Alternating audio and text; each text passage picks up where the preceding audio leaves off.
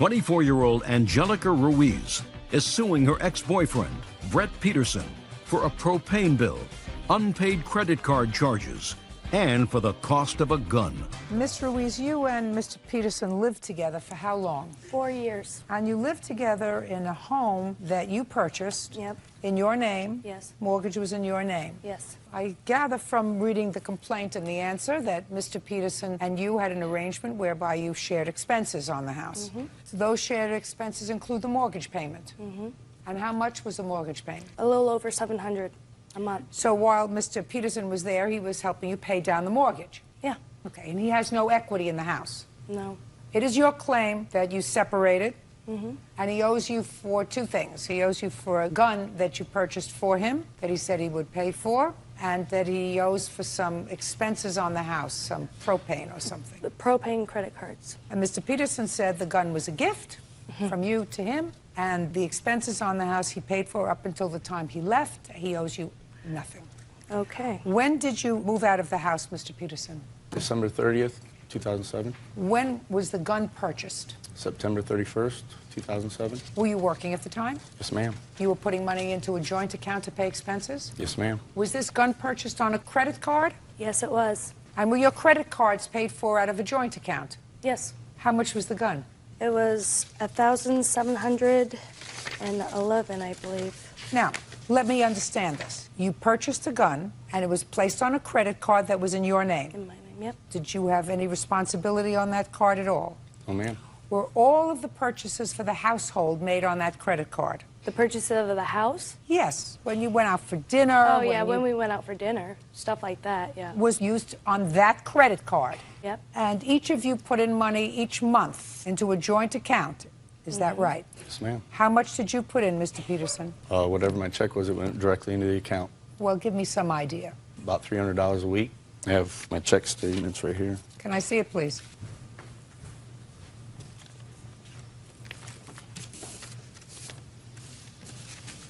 So it is correct that his checks went directly into the joint account? That's right. To pay all the bills? To help pay, yeah. And how did you get cash to live on, sir? I have an ATM card. So you would draw out money for your personal cash, just Yes. walking around money. And how much were you putting in the bank? It was between $400 to $500 a week, plus I got child support, which was about $200 a month. How many children do you have? I have one child. And that child was living with you? Yes. Okay. You moved out on December the 30th. Yes, ma'am. When was the last time you put a check into the account? Whenever I got paid the week before. Is that correct? Fine. Then why do you think he owes you any money? Because credit cards. And it's all from when we were together. And so I expect him to pay half of it. I will pay my share as long as he pays half of his. I mean, we both used the credit cards. We both ate the dinners. We both lived in the house. I don't see why he shouldn't have to pay for it. That's Depends all I upon ask what the for. expenses were for.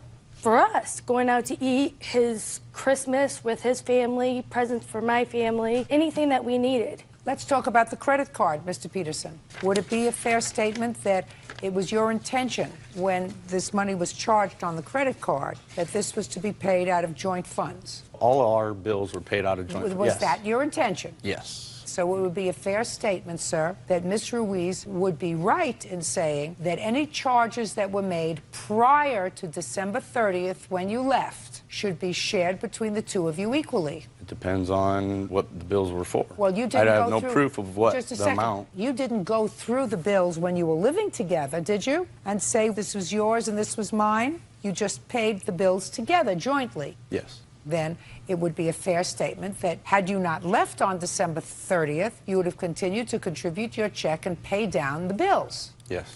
Perfect. What was the balance as of December the 30th? On just the credit cards are we going through? Just the credit card. Because I got 3 of them. I got 2 U.S. bank cards and 1 Home Depot card. Forget Home Depot. That's your house. He bought it. Forget Home Depot. You think you bought at Home Depot, went into your home? I can't even stay there now. Well, I don't care whether you can stay there or not. That's what it was purchased for your house. I assume that you're going to sell it. I don't know whether you're going to make a profit or I not. can't even have sell no- it. Real cases, real people. Judge Judy. Angelica Ruiz says former live-in boyfriend, Brett Peterson, owes for a propane bill, unpaid credit card charges, and the cost of a gun. Now, other than the Home Depot card, Let me have the balances on the other two credit cards. The one is $7,898.94. Let me see it, please. I'll just give them both to you. And they're down at the bottom.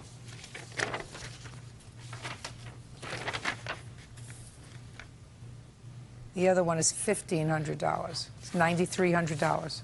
His half of those credit cards is $4,650. Okay. What else? His gun. He's not paying you for his gun, madam. Why? I would assume that one of these credit cards is also for the gun. Is that right?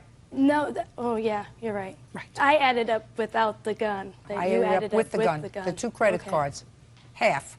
Because you put it on a credit card where joint monies were used. But he worked an extra job just to pay off that gun. He needed it for his hunting season, which was before he got the money. Miss Ruiz, I'm sympathetic with you, madam. You don't have what all these expenses were for. You don't have whether these were expenses for your child, for whom you get child support, who's not his responsibility. You have none of that. Okay. Do you understand? I understand. It's always messy when there's a separation. Yep. It's much more cumbersome when there is no marriage, because when there's a marriage, the law usually provides this is your property, this is your property.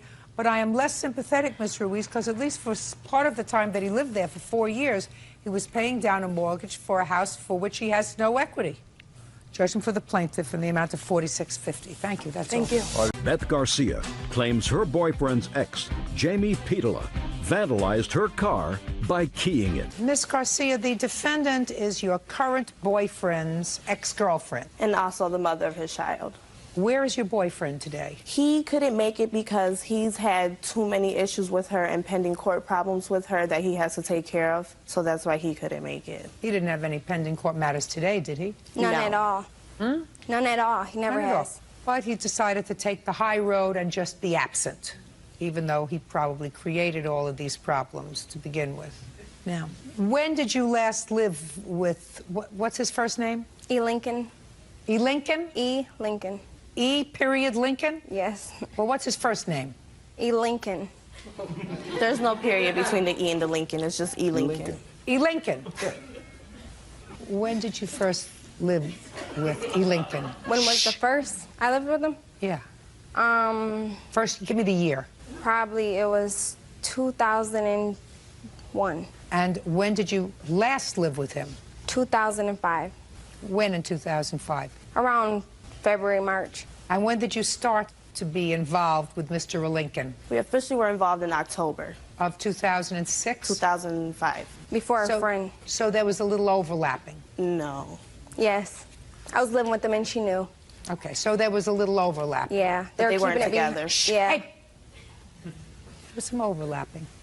Now, it is your claim, Ms. Garcia, that the defendant vandalized your car, not on one occasion, but on multiple occasions. Yes. And despite the fact that you never saw her vandalize your cars, you have proof by way of admissions that she did, in fact, vandalize your Yes. cars. The car was vandalized. On the morning of October 23rd, 2005 was when I noticed it, so it was that night. Okay. And what was the nature of the vandalism? She had keyed... Don't tell me what she did. She keyed Someone. profane No, words. listen to me. someone. Shh. Someone keyed profane words on my hood, my driver's door, and the back driver's door, because it's a 4-door, and put key marks on the rest of it, and knocked off the driver's side mirror. Okay. Do you have photographs of the car? Yes, I do. I'd like to see them.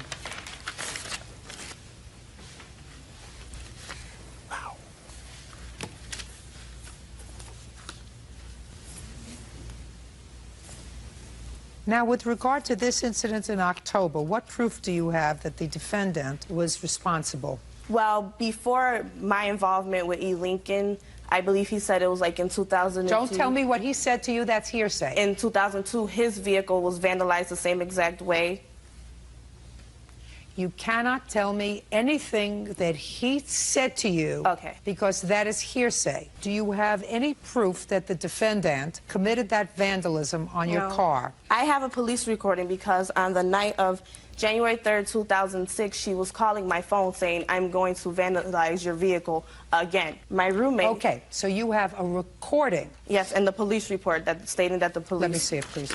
That he heard the recording. Where is the recording now? They couldn't get it through, but we do have it, but it's real fuzzy. But the She police probably messes with the cop. She probably No. messes with the cop. No. She probably talks to the cops. I'm not speaking to you. Sorry. Car was damaged again when? The next damage was on March 6, 2006. Okay. With regard to the March incident, you told the police that it could have been any one of 3 people. Right. Sorry. I'm already convinced, madam, that you damaged her car in October. Already convinced based upon the police report. You want to be responsible for March too? No. Then keep your mouth shut. You told the police with regard to the March incident that it could have been any of 3 people. Is that right? Mm-hmm. Those 3 people are her friends. I don't care. You're not responsible for your friends, Ms. Garcia. So you have no proof with regard to March 6th. Is that correct? That's correct, but then there was another one. When? April 10th. And that one, both the taillights were broken off and both the side mirrors were broken off. Did you have any conversation with the defendant about what happened to your car? After the January 3rd conversation was the only conversation. Okay. You want to explain yourself, madam, with regard to the October 23rd, 2005? You want to explain yourself to me? I didn't do it. Yes, you did. No, I didn't. Then why, madam, when the police got you on the phone, which they did? Why isn't that? She probably talks to Just the a second. cop. Would you get her out of here? Thank you. Get her out of here.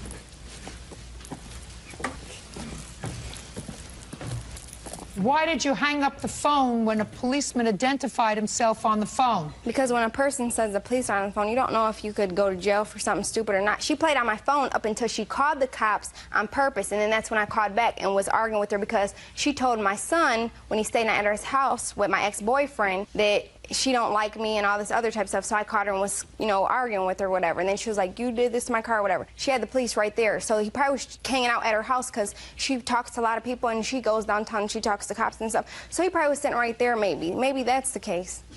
I'm serious.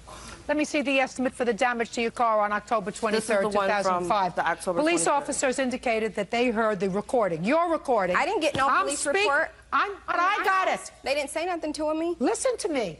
I got it. That. I'm speaking. You don't have to help me. She don't really know who did it, nothing to her car. It's so many people. She sleeps around with people she don't know. Listen, Miss Attitude, you were annoyed with her because she was bad-mouthing you to your... I'm speaking. This is what you just told me. You're shaking your head no. No. You're shaking your head no. You just told me you were angry with her because she had bad-mouthed you to your son. That's why you were yelling at her on the phone. Right. Because she had bad-mouthed you to your son. That was the conversation that you said was overheard by the police officer. Right, then that was... Listen to me. That was after her car was vandalized in October. Why didn't I call her before and argue with her if I messed up her car or somebody else was messing up her car? Just because I called and argued with her, that don't got nothing to do with me. Garcia played officers a message on her cell phone left today by Jamie stating, amongst other things, that she was going to damage her vehicle once again, according to the officer now implicating herself in the previous incident. Ryder was present when Jamie then called back Garcia and heard her repeatedly use profanity when she was addressing Garcia. Ryder attempted to speak with Jamie, however, she hung up on the phone when the Ryder identified himself as a police officer. Right, I hung up. She or her friends probably did the damage to your car. Unfortunately, you can't prove it, but you can certainly, you've established to my satisfaction, based on the fact that she was angry with you, based upon the fact that she knows that E. Lincoln was two-timing her. You may or may not have known it, but she knew it. Yes. October 23rd, 2005. Was that on or about the same time that you had this discussion with your son? No, it just was recently when the first time I called her, the time that she taped me. That was not the first conversation with us. I had to have my phone cut off. No, that wasn't just recently, madam. It wasn't just recently. That was 4 months ago. I know. That was the last time I talked to her. How did you get her phone number? She called my phone playing on it with her phone number. That's how I got it. So what did you call her back for? Because she was arguing and playing on my phone, so I cussed her out for playing on my phone. You also said to her that you were going to damage her car again. I did not say that. So the police are lying? Yeah. The police are No, lying? I don't think the police are lying. I think maybe it's one of her friends or something. No. Police were lying?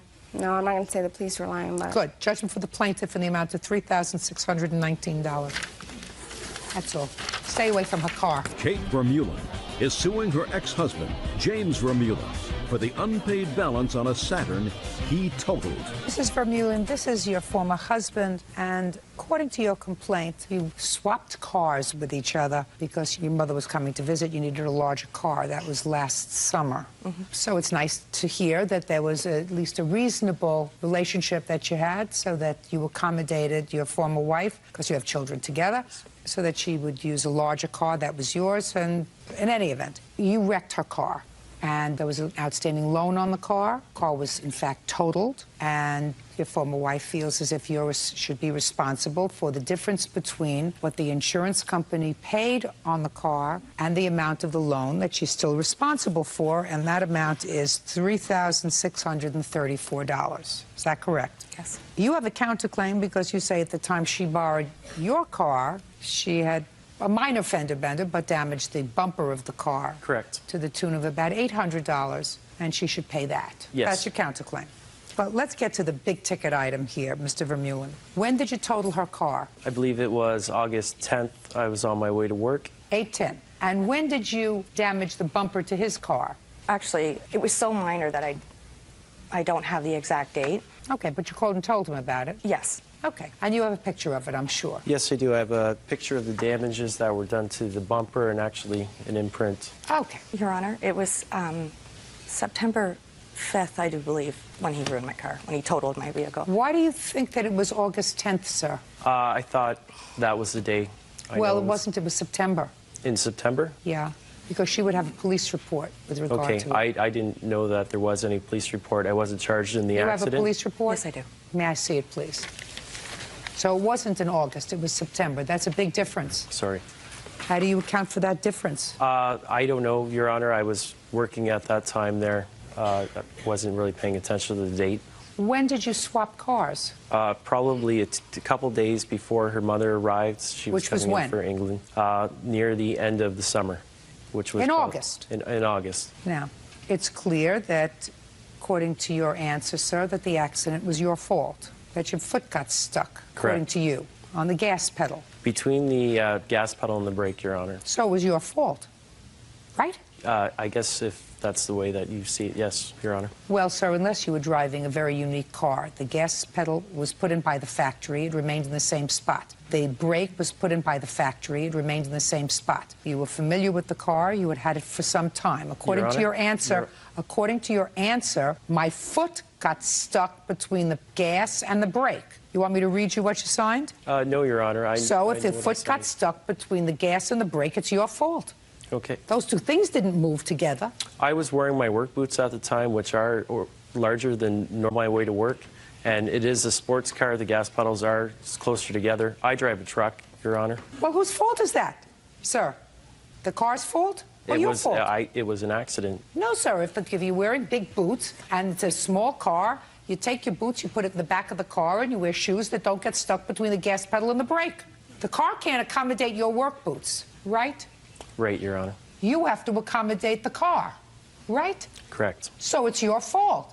Now tell me why you believe that you're not responsible for the difference between what the insurance company paid and what your former wife has to pay on the loan. I believe it's not my fault due to the fact that I wasn't charged with the accident, reckless driving, careless driving. I had a medical report that says that there was no drugs or alcohol involved. I also had her insurance company clear me of all liabilities in relations to her car. You made babies with him. Just because, sir, you weren't found guilty of a crime, that there was no drugs, alcohol, you weren't speeding, doesn't mean that the accident wasn't your fault.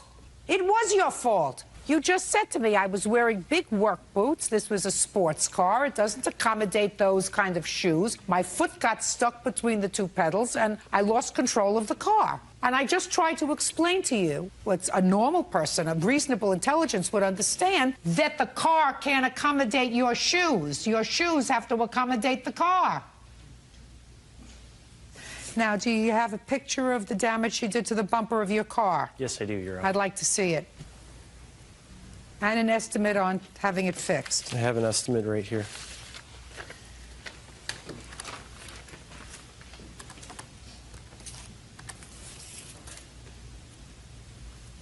Sir, you brought me an estimate from this place for $1,154? Yes, Your Honor. Well, would you explain to me why? I'm only asking for to cover the parts, the actual bumper itself, and have it painted there. I'm not asking for taxes, labor, insurance there. Your Honor? Originally, I asked her to pay for half because she is still entitled on her vehicle. She's entitled on the insurance, and she's still Did you have liable. insurance on the car? Yes, I did. And what was the deductible? $500, Your Honor. So that all you're going to pay for is $500. And then you're going to have a claim with your insurance company, and your insurance will go up. I decided to pay for the claim out of pocket rather than going through my insurance company and having my deductibles raised. Well, what do you think's going to happen to her insurance, sir? Thank you. Because you totaled her car. What do you think is going to happen to her insurance company that had to pay out a totaled car? I'm quite aware that she's going to have a claim with her insurance company, and her deductible will probably go up as well as her insurance payments. So you mean you want me to give you a benefit and not her? I'm not asking for special treatment. Yes, you are, sir. What you're saying is I decided that I didn't want to go through my insurance. So I decided to pay for it myself. And therefore, instead of just paying for the deductible, which I believe should be responsible for paying, if you in fact fix the car, then what you're saying is I want her to pay the additional amount, which is $822, which is the cost of the bumper, which is what you're suing for. Because if I went through the insurance, my insurance premiums would go up. That's Correct. what you're saying to me. Yes. But her insurance premiums are going to go up substantially more than yours, sir, because they had to pay out on a new car, right? Correct, Your Honor. Right. Say nothing. You had a $500 deductible. You had to pay out $3,634. From that, I'm deducting $500. I'm awarding you on your claim $3,100. Do you understand? Yes, Your Honor. Now I want to see where you fixed the car. You have a bill for fixing the car? That was a quote there. I've had the work done since Where? I paid for the parts. Show me. I don't have that with me, Your Honor. Well, why did you bring me this, sir? That is a quote of what it would cost at a body shop to get it done. What I paid for out of pocket was the parts and the paint. Why, sir, wouldn't you bring me the actual cost of what it cost to fix the car? I didn't have the bills at the time. It was short notice. I didn't care at the time, Your Honor. I didn't really save the bills there. I didn't plan on coming to court. I didn't think I was going to be in court today. When did you get this? When did I got that? Yes. 3 days before I knew I was going to be in court. Well, instead of put your hand down. Instead of getting this estimate for work that was never going to be done because according to you already did the work, right? Correct. So this is bogus. It's not bogus. This is genuine bogus. quote. So instead of wasting the time to take the car in to see what it would be to fix the car, which according to you already fixed, so it would be difficult for them to give you an estimate on fixing a car that was already fixed because you said you fixed it. Why didn't you, instead of getting this estimate, go back to the place where you bought the parts and say, I lost a copy of the bill. Can I please have a copy of the bill for the parts? I could ask for the original copy. I could send them to you. Why did you waste time getting this instead of getting the receipts for the actual work? I have no answer for that, Your Honor. Well, then you're not getting a thing. Strike it. Judgment for the plaintiff in the amount of $3,634. Your counterclaim was dismissed. You did a lot of fast talking, sir. Did not impress me. That's all. Step out. Danielle Hines says her former live-in boyfriend, Devin Kilpatrick, owes for rent and the return of property. Devin says he moved out after Danielle filed for a restraining order. Matt. Ms. Hines, the defendant is your former boyfriend. You Yes. lived together. He's also the father of your child. Yes. You had a lease together. He moved out 4 months prior to the lease terminating. Yes. You took him to court for 2 months of the 4 months. Yes. Because the other 2 months hadn't passed yet. And you got a judgment against him for those 2 months. Yes. Now you want the last 2 months of the rent that he owes you. And you also claim that you had a lot of pain and suffering because he wasn't a nice guy. Yes. Well, forget pain and suffering. You don't get paid for pain and suffering. You terminate a relationship for pain and suffering. Do you understand? Yes. Good. So you want your rent. Yes. Mr. Kilpatrick has a very good excuse for not paying the rent for the last 2 months. Yes, I do, ma'am. He says that the reason he didn't pay rent for the last 2 months is because you filed a restraining order against him and his mother, and so he couldn't live in the apartment, and if he couldn't live in the apartment, then he wasn't going to pay rent. Not That's true. his defense. Yes. So, when did you move into the apartment? We moved in March 14, 2006. And you were both on the lease? Yes, we were. And when did you leave, sir? I'm not exactly sure. When did he leave? November 9th, and they filed for the restraining order. He was November 9th, Yes.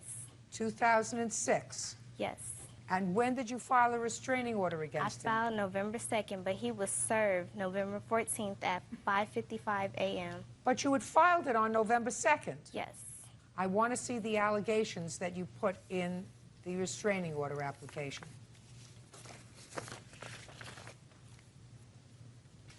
Thank you.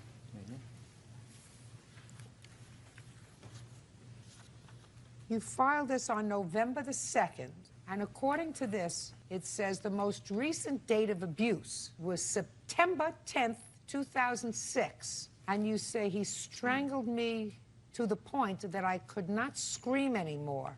He also stated that he would only get a slap on the wrists. If he did it again. It would be something he would hit me because it was his first offense. And you filed this 2 months later. Is that right? Yes. Okay. Between September 10th and November the 2nd, when you went to the police to file for this restraining order, where were you living? I was staying there, but he wasn't. You were in the apartment. Yes. And he was not living there. He was still living there, but he never came home. He was in and out. He would go to his mom's house. We were sleeping in separate bedrooms. I was sleeping in my daughter's room, and he was sleeping in our bedroom. Fine. So then my question, 2 months later, what prompted you to go to the police? I don't have transportation. Not only was I trying to get to the courthouse to file a restraining order on him, everything in between then, I was going to the police station. I was always talking to the police about what I can do about our child and him getting out of the apartment, but not necessarily him moving out because I still needed him to pay his half of the rent. Just a second.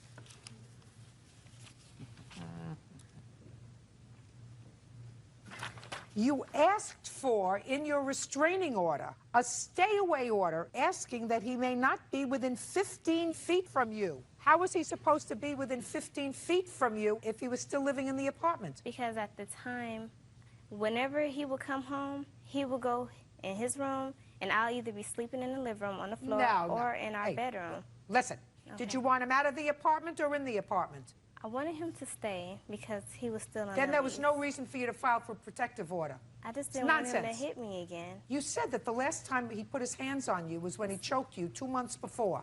That's what you swore to in here. Yes. So that there had to be a reason, 2 months later, that you went to the police, you managed to find your way to the police. Yes. And file this protective order. I went to the courthouse to file that. Listen, you're not being honest with me.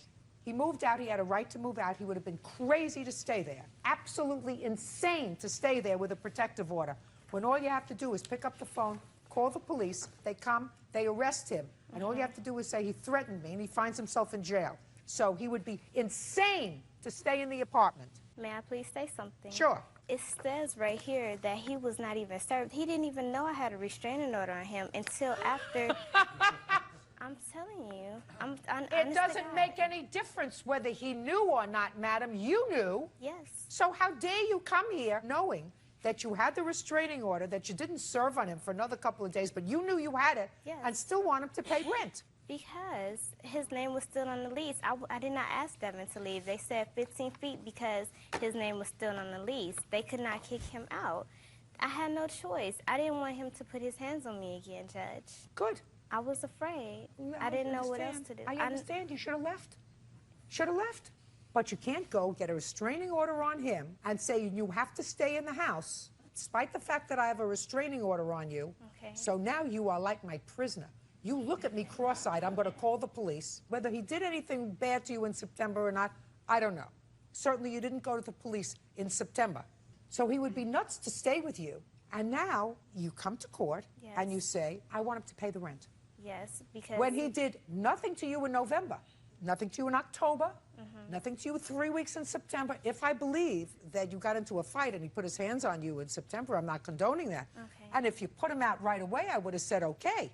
Okay. And if I believed that he choked you in September, I would have said, you're bad, you have to pay the rent. Okay. But when you wait 2 months, there's something else going on. I tried. Okay, I I'm did trying everything- to. Believe No, me, I'm Judge, trying. I did everything I could to get to the police department. I went throughout the month of October to get information on what I could do because he's the father of my child. I was trying to ask for information about child custody and what I could do about everything. I'm not talking about child custody. I know I'm talking domestic violence. I'm talking about a restraining order. Okay. Not child custody, not support, Okay. not anything else. Just about the fact that you were in abject fear of him and in need of a protective order that excluded him from the house. Because not to be within 15 feet of you is a ridiculous order against somebody that you expect to live in the apartment with you.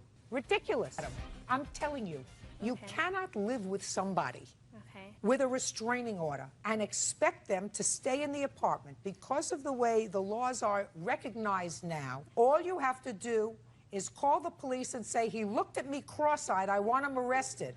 And then he's there on a violation of a protective order, which allows them to incarcerate him for up to 6 months by just looking at you cross-eyed. But those were not my intentions. Oh, listen, I don't care what your intentions were or not. The fact is you did have a restraining order against him, and he was perfectly right to leave because you didn't go and file that restraining order at the time you allege he hurt you.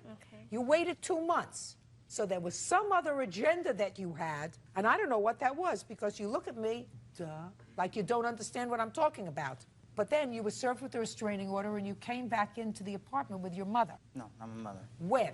Around, I guess, a week later. After you were served? Yeah, I came, I got all my stuff, and then that was it. Not true. You came and you got some of your stuff, included the refrigerator. Yeah. Yes. Well, that's what she's annoyed at because the refrigerator, she said, was given to both of you as a couple by your mother. She didn't give it to us both as a couple. I don't care. Yeah, she did at the time because you were both eating out of the refrigerator, I assume. But he's allowed to keep the refrigerator. It was not a week later. It was the same day because I had to purchase a refrigerator the very same day. I have the receipt with the date. But I don't understand what you want, and I don't understand what your pain and suffering is. Because I almost had a miscarriage. I had to be taken out of school literally on November 29th. My doctor had to write me an excuse because I had to keep on being rushed to the hospital.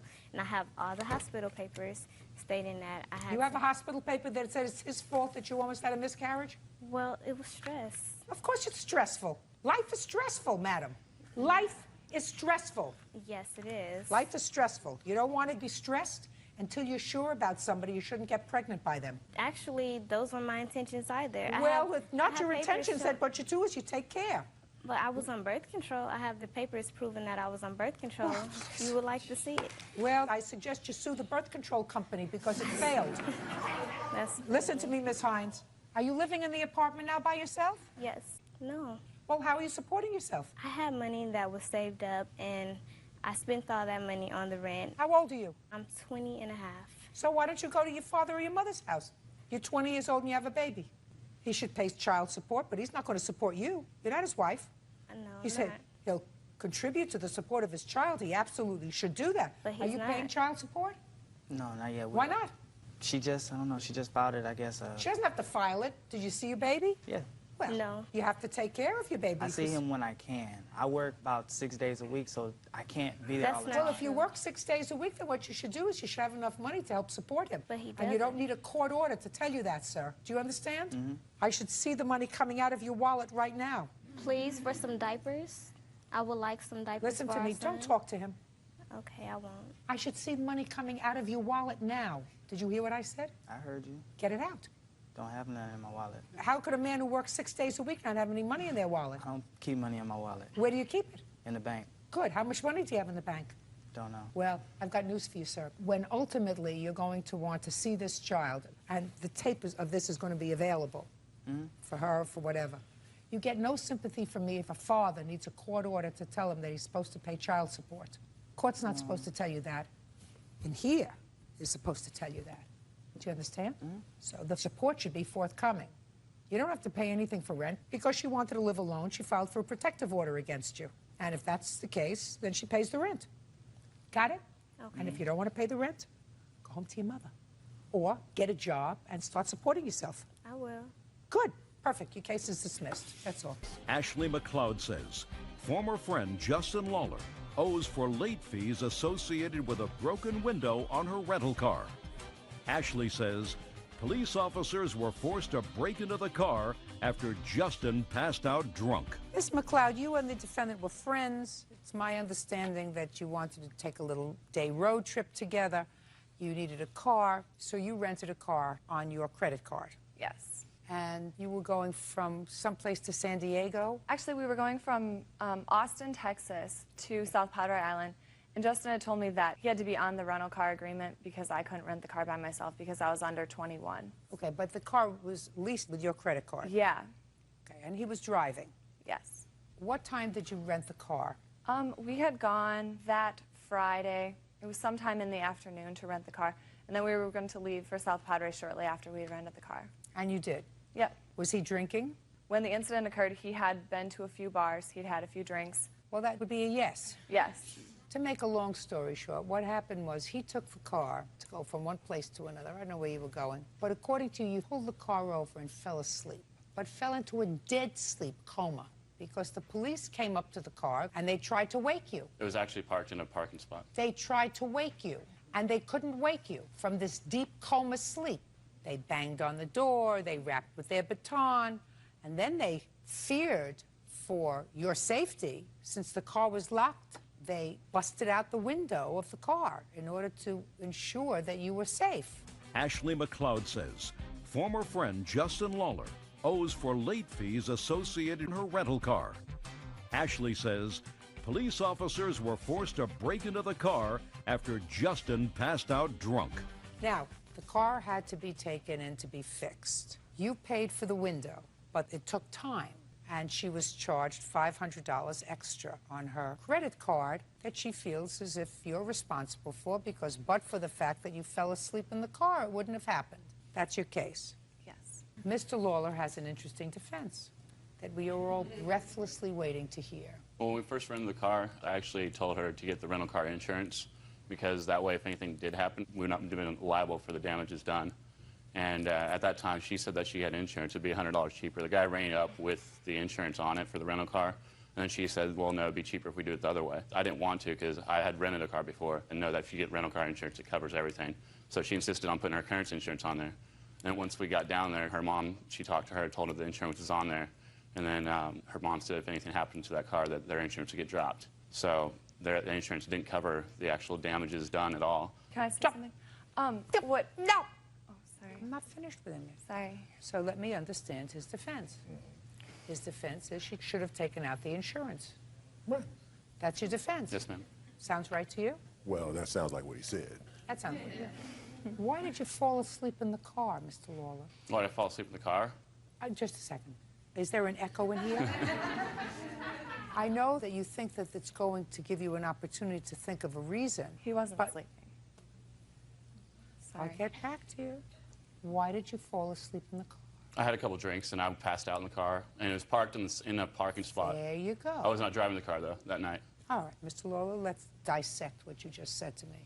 Okay. You think that because you talk fast, that I'm not going to be able to dissect what you said to me? Okay. So you had had a few drinks and you passed out in the car. I pulled the car over. I didn't That's drink. Yes, ma'am. what you just said. Had a few drinks. Now, where did you do this drinking? I had a couple hotel rooms. Not in bars. You were in hotel No, rooms. I was actually... Sorry. Who were you in hotel rooms with?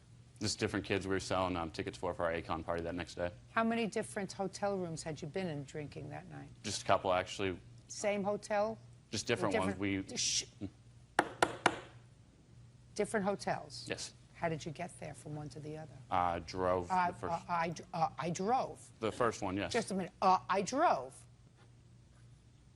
And how'd you get to the second one? The second one?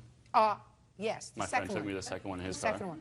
Your friend took you in his car, and you left your car where? There's a condo that was parked at. You didn't tell me you were in a condo, sir. You said you were in hotel Well, rooms. that's what South Potter has, condos and hotels. We just go to different ones. You told me you were in a hotel room. Do you see where we're going, sir? Yes, ma'am. Cameras pick up everything. So do my eyes. I have very, very bad vision when I have to read something without my glasses. Far away, I can tell a smirk and an I gotcha from a mile away.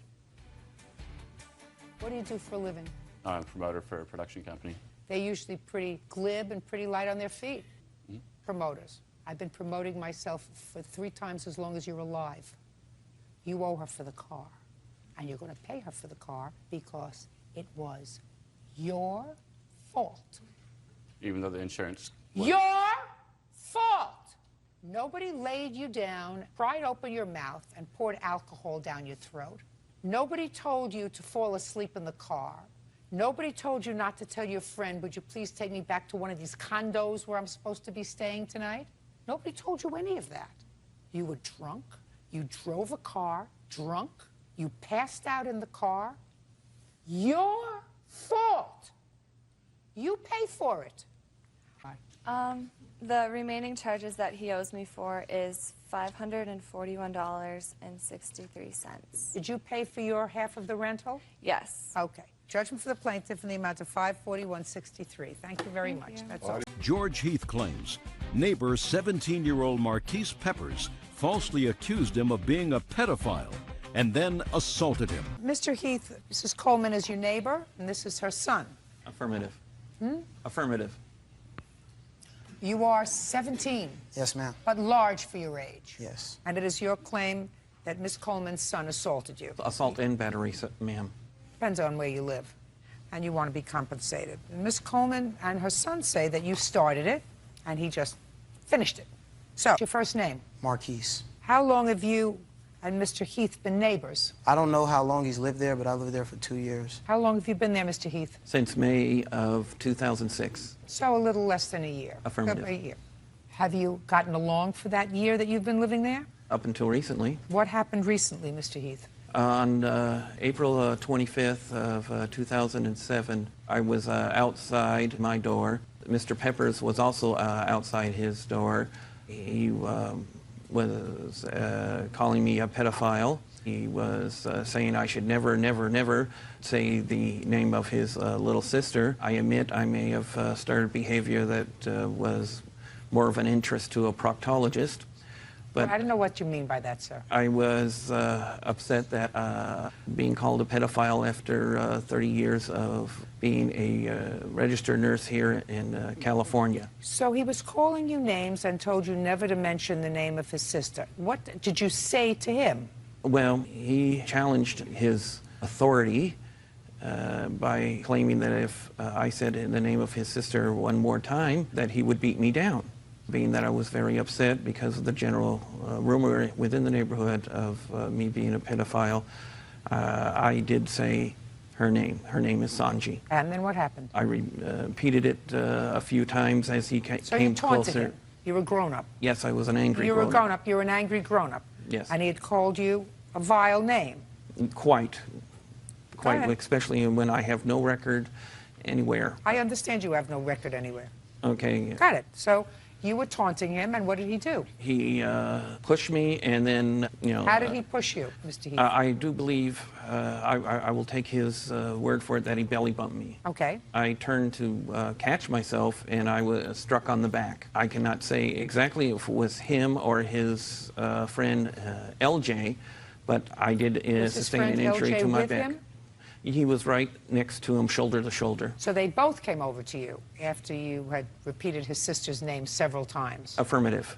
And he belly bumped you. When you turned around, somebody hit you in the back. Yes, well, turning around in that, I was trying to catch myself as I was falling. And as a result of that, were you injured? Yes, I have a report from my chiropractor that I have injuries from T6, that's thoracic spine, vertebrae 6 to 7. These were significant enough for me not to be able to work for 2 months, which I have documentation from my employer of such. All right, Mr. Pep, let me hear you, sir. Yes, ma'am. On the day of that incident, the day before, we had got into like 2 days before we got into an argument. About what? I was sitting outside because my friends stayed next door to him. And I was sitting outside talking to them, and then my sister... Talking to whom? My friends that stay next door to him. And so I'm sitting outside, and then my mom calls me, and she sent my sister to come get me. And my sister comes, and she says, Marquise, your mom wants you. And then so he reaches over, and she's in between these stairs. And he reaches over and pats her on the head. And I say, man, don't touch my sister. Why not? Because, like, I don't know what it is, but ever since he's moved there, I've been, like, you know, real uncomfortable around him. And he's like, he acts real... you know, friendly stuff towards kids, like, you know, little girls. And I just, with my sister, I keep, you know, I'm overprotective about my sister. And so... But he just touched her on the top of the head. I know, but it was like the way how he did it. Like, you know, he rubbed his hand through her hair. And like, you know, and I didn't like the way it happened, but I wasn't disrespectful to him. I just said, can you don't Fine. touch my You sister. said, don't touch my sister. That's all you said to him. Yeah, but Okay. as I said that, my mom walked out, and I told her what happened, and then so they got into an argument. Did you get into an argument, Miss Coleman, with him? As I walked out, I heard George yelling at my son, and all I heard was the end of the conversation, and I asked What him did you hear? He was calling my son ignorant and a pervert for saying what he said or whatever. Well, did you say anything to him? I said, don't touch my sister's head, and he called me a pervert because he said that I was looking at him as that, like, I don't know why he said it, but he just called me a pervert because I told him not to touch my sister. And then? That's when I came out. Yes. And I heard them arguing, and my son said, George touched Sanji, and that's when I went to tell him he doesn't have to put his hands on her, do not touch her. Did your son tell you how he touched her? No, well, the thing. Well, why didn't you get that information, Miss Coleman? I did. When I came over, he said he touched Sanji on the head. And right then, when she said he touched Sanji, I just verbally told him, you know, to keep his hands off my daughter, and I asked my children to come into our yard. Okay, so that was a couple of days before. Yes, ma'am. And then what happened, Mr. Pepper? And then the day of the incident, we were outside, you know, we played basketball and all of that outside, and George comes out and was playing the guitar to the little girl in the window, and I was just sitting there. Playing a guitar? Yeah, playing a guitar and singing to her. But he's sitting there playing a guitar to her, and that's not my relative or anything, so I didn't say anything about that. And somehow he got into an argument with other kids that was on the block, and so they were arguing, and somehow they said to him something about, oh, you touch kids and stuff, and he was like, yeah, I touch a lot of kids. And he started naming off kids on the street, like girls and stuff that he's touched, and then he somehow said Sanji's name, my sister. And then so that was when I got into the conversation, and I asked him, I said, man, don't talk about my sister. Did you call him a pedophile? No, I've never called him a pedophile. Did you call him a pervert? No, I've never called him a pervert. What did you call him? I didn't call him anything. I just said, do not touch my sister. Okay, and what did he say to you? And he got into an argument with me, calling me a pervert and that I'm immature and stuff because I'm calling him out on stuff. And I'm like, you know, I didn't say anything. All I said was, don't touch my sister.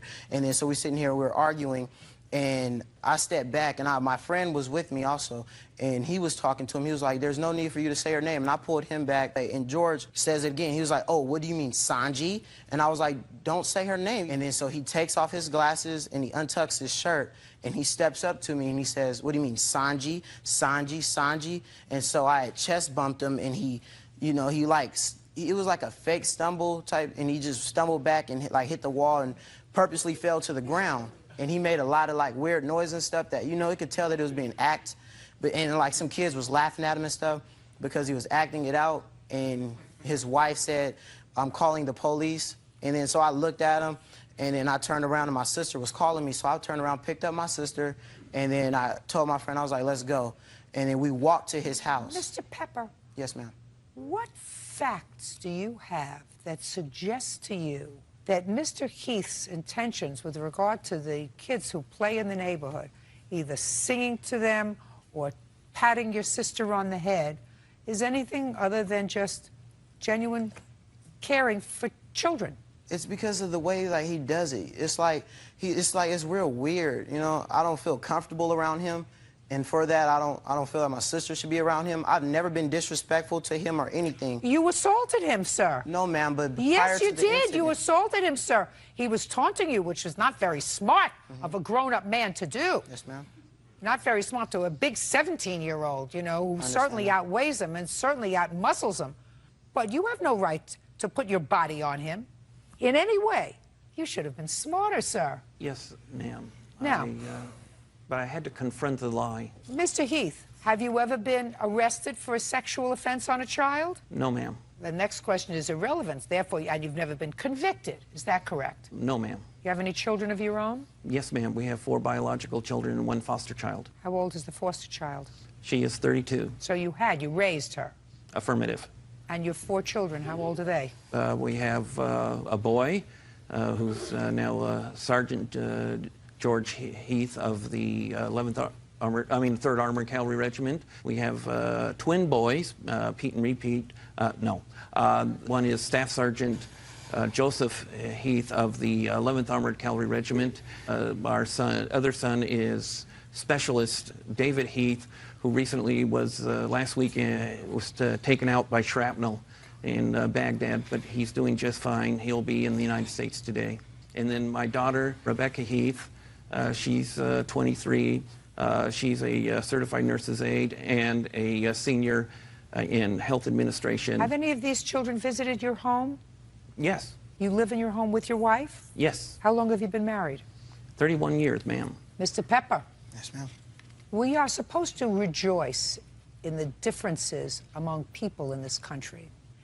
That means that not everybody is made the same. I know that. Some people say affirmative rather than yes.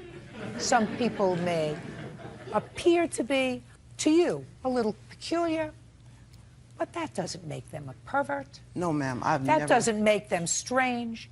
That wouldn't inspire me to say to somebody who's the father of 4 children, don't put your hands on my sister. Now, if you said to me that he hit her in the behind or tapped her in the butt, I would say, go over there and you can knock his lights out.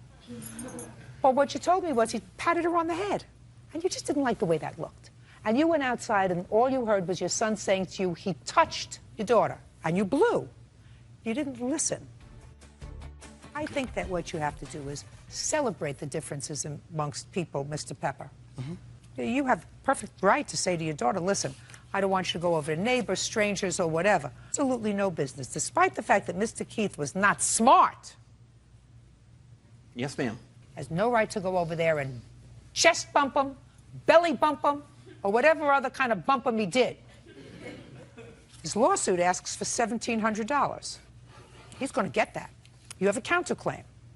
Counterclaim is that he filed false charges against you with Child Protective Services. When did he file charges against you with Child Protective Services? Per the letter, it says on 5/2 that there was an investigation. And what makes you think that it was Mr. Heath who filed those charges? Okay, when we went to court for a restraining order, that was denied. Mr. Heath subpoenaed the CP. Who went to court for a restraining order? George filed a restraining order on me and my son. Well, he should have. Right. Your son used force against him. Right. Was it granted? No, they were both denied. Oh, that's ridiculous. In my judgment, it's ridiculous. What grounds do you have to file for an application for a protective order against Mr. Heath? Because when the incident happened, my daughter constantly goes over there, and it's like everywhere my daughter is, he's behind her. Like it's in a place that he goes across the street that my daughter plays at. He's never over there, but every time my daughter is over there, George is over there. You know what I'm saying? It's like it seems like everywhere my daughter is, I see George, normal places where he doesn't go. He's normally in his yard. Like he comes in my yard and uses the water hose. He was told by the judge, he was told by the police officers that he keeps calling on me to stay away from us. We were told to stay away from each other. I agreed. But he constantly, like if my daughter's in the yard, I don't let her out the yard because of the situation. I'll make her stay in the yard and ride the bike. George will come over, open the gate, and use the water hose, or, you know, just do stuff to, you know, to have me try to have confrontation towards us. What proof do you have that Mr. Heath called I don't have proof that he called, but for our restraining order, he had all the information. How does he know that CPS came to my house? When we went to court, he filed a subpoena for the CPS worker to come to our restraining order. That's how I assumed that he called, because... Did you have that information, Mr. Heath? The reason I know that Ms.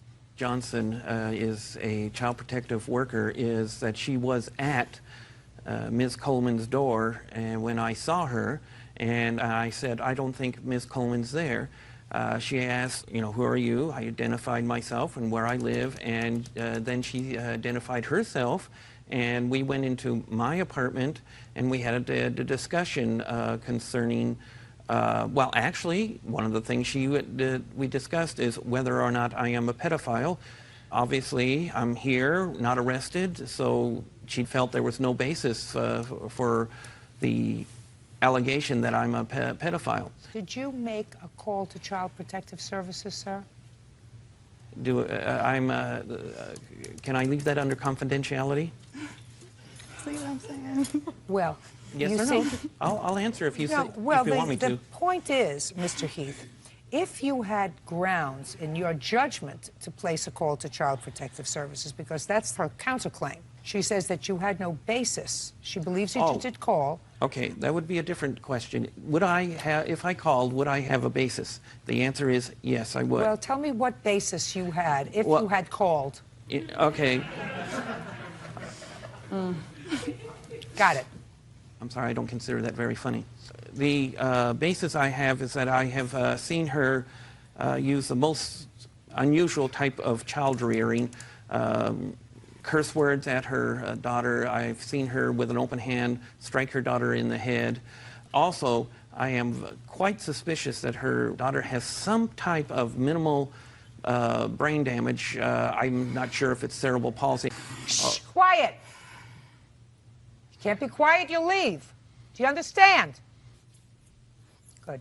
Go ahead. I am not sure if it's cerebral palsy, or I'm not sure if it's attention deficit disorder, but I know she has fine motor coordination problems because one of the things I have done with the children is to plant a garden. And when Sanji came up to plant, she could not follow my simple instructions that I could get children half her age to do. So I am just... Put your hand down. Go ahead. I am quite concerned. I do know... Okay, so that would be the basis. If you had called... If I had called. If you had called, that would be the reason that you called. Affirmative. Go ahead. Okay. As far as me, the allegation was that I called my daughter the B word and I hit her with an open fist. My daughter is really, I would never, I do not use that word. I don't like that word. I don't like to be called that word because my mother called me that, and I would never call my children that, no matter how angry or what we were going through. So that's just ridiculous. And as far as me hitting my daughter with an open fist, there's just no... Open hand. Yeah, open hand. There's no way. I don't... You can ask my son. She doesn't even get in trouble. So I don't even know. Your counterclaim's denied. You owe Mr. Heath $1,700, which is what he's asking for this assault. Mr. Heath may be a peculiar man. He may not have exercised good judgment when he taunted you by repeating your sister's name. It doesn't give you license to put your hand or your body, and you have a big body, sir, on another human being. You have no right to do that. As I said, there is no indication today that Mr. Heath is anything other than maybe a slight bit odd. I resemble that remark. Right. But that's it. And we celebrate that kind of stuff in this country. You have an absolute right to say to your daughter, I don't want you to play with Mr. Heath. I don't want you alone with him. Don't go to his house. But you can't put your hands on him. Do you get it? Yes, ma'am. Judgment for the plaintiff in the amount of $1,700. That's all. Parties are excused. You may step out. Shauna Ross is suing her cousin, 21-year-old Pauline Ross, for the value of a state-issued check. Shauna claims Pauline kept money that was intended for her. Miss Ross, the defendant is your cousin. According to what I've read in your complaint, she had had some trouble with Child Protective Services. And there came a time that you agreed to watch her children in exchange for a state check for watching her children. Yes. You watched the children. She got the state checks, 2 of them. According to you, yes. She cashed them both and did not give you any money. Ms. Ross says that you only watched the children a little bit. Her boyfriend watched them more than you did. So she kept the money, and she's got some countersuit about you calling Child Protective Services and making some false allegations about her after all this went down. What's your first name? Pauline. Pauline, how many children do you have? 3. You're expecting another one? Yes. How old are you? 21. You have enough children, Pauline? Yes. Did anybody ever tell you that? Yes. Who else told you that? Everybody. So add my voice to the rest of the pack. You have enough children, there are other things to do in your spare time. How old are your children? They're 1. You have to think about this? No, 1, 2, and 3. And who's the father of your 1-year-old? Dion. And who's the father of your 2-year-old? I don't know. And who's the father of your 3-year-old? Dion. And who's the father of this one that you're going to have now? His name is Nick. And how long have you been with Nick? 9 months. Shh. Now, when your cousin was watching your children, who was your boyfriend then? Dion or Nick? Nick. When did your cousin watch your children? She started April the 2nd when I started my job. What kind of job did you have? Waitressing. Now, who filed the papers for your cousin to get the state check? We both did. And when you filed the papers, you said you were working, correct? Right. And you were receiving welfare? Yes. So they said, well, maybe they can cut some of this welfare money by giving you money to pay a babysitter to get you back in the job force, which Yes. will hopefully keep you out of the baby-producing business. How much did you receive in checks? Because the checks came to you, right? Right. How much was the first check? The first one was $768. And what did you do with that check? I moved into my house. So you used the money for yourself? Right.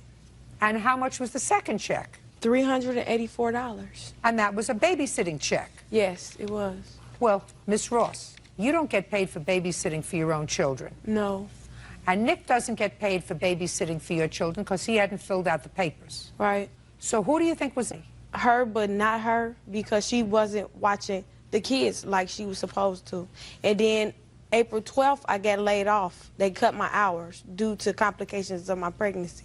Yeah. So But how she was many still hours in- did you in fact work? 20 hours per week. How many After weeks the 12th. did you work? 3 weeks.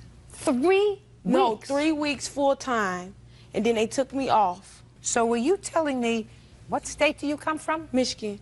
The state of Michigan gave you $1,152 for 3 weeks worth of babysitting? No, no. You're Well, not you got the understanding. 2 checks just for babysitting money. Right, ma'am, she was calling in hours that she Could wasn't I- watching the kids. Just a second. I understand that, but you have to sign off on it. called Miss my- Ross, Pauline, Yes. you have to sign off on it. This is yet just another scam. If you don't think that I understand that this was just another scam, I have do. the paper saying that I called and said my hours were reduced. It's right here. And from the caseworker. Somebody had to sign off before you got the check, because the forms, she fills out the hours, but you have to sign off on it that she did in fact work those hours. Isn't that the way it works in Michigan? Yes. Of course. Works that way all over. Otherwise, any babysitter could file and say, I worked 20 hours this week, unless the other person for whom she is allegedly working signs off on it. So if you people don't think that I understand that this is just another scam on the state, you're wrong. I got it. You worked 3 weeks and got checks for $1,152. You know what I'm doing with this case? I'm sending a tape of it to the state of Michigan so they can come after you and take the money out of your welfare money. This was a good scam that the 2 of you cousins cooked up together. No. Because there is no way that I believe. I didn't say I got paid for 3 weeks. I was working full time for 3 weeks. I called the caseworker. Here's the paper, the document showing when I called to say that my hours were reduced to 20 hours per week. So therefore, she supposed to have cut down the maximum hours which she supposed to call in. Miss Ross, you are not entitled to keep that check. I know that. Just a second. So why did you keep it? Because she wasn't babysitting the whole time. You don't get it. Why don't you just send the money back to them?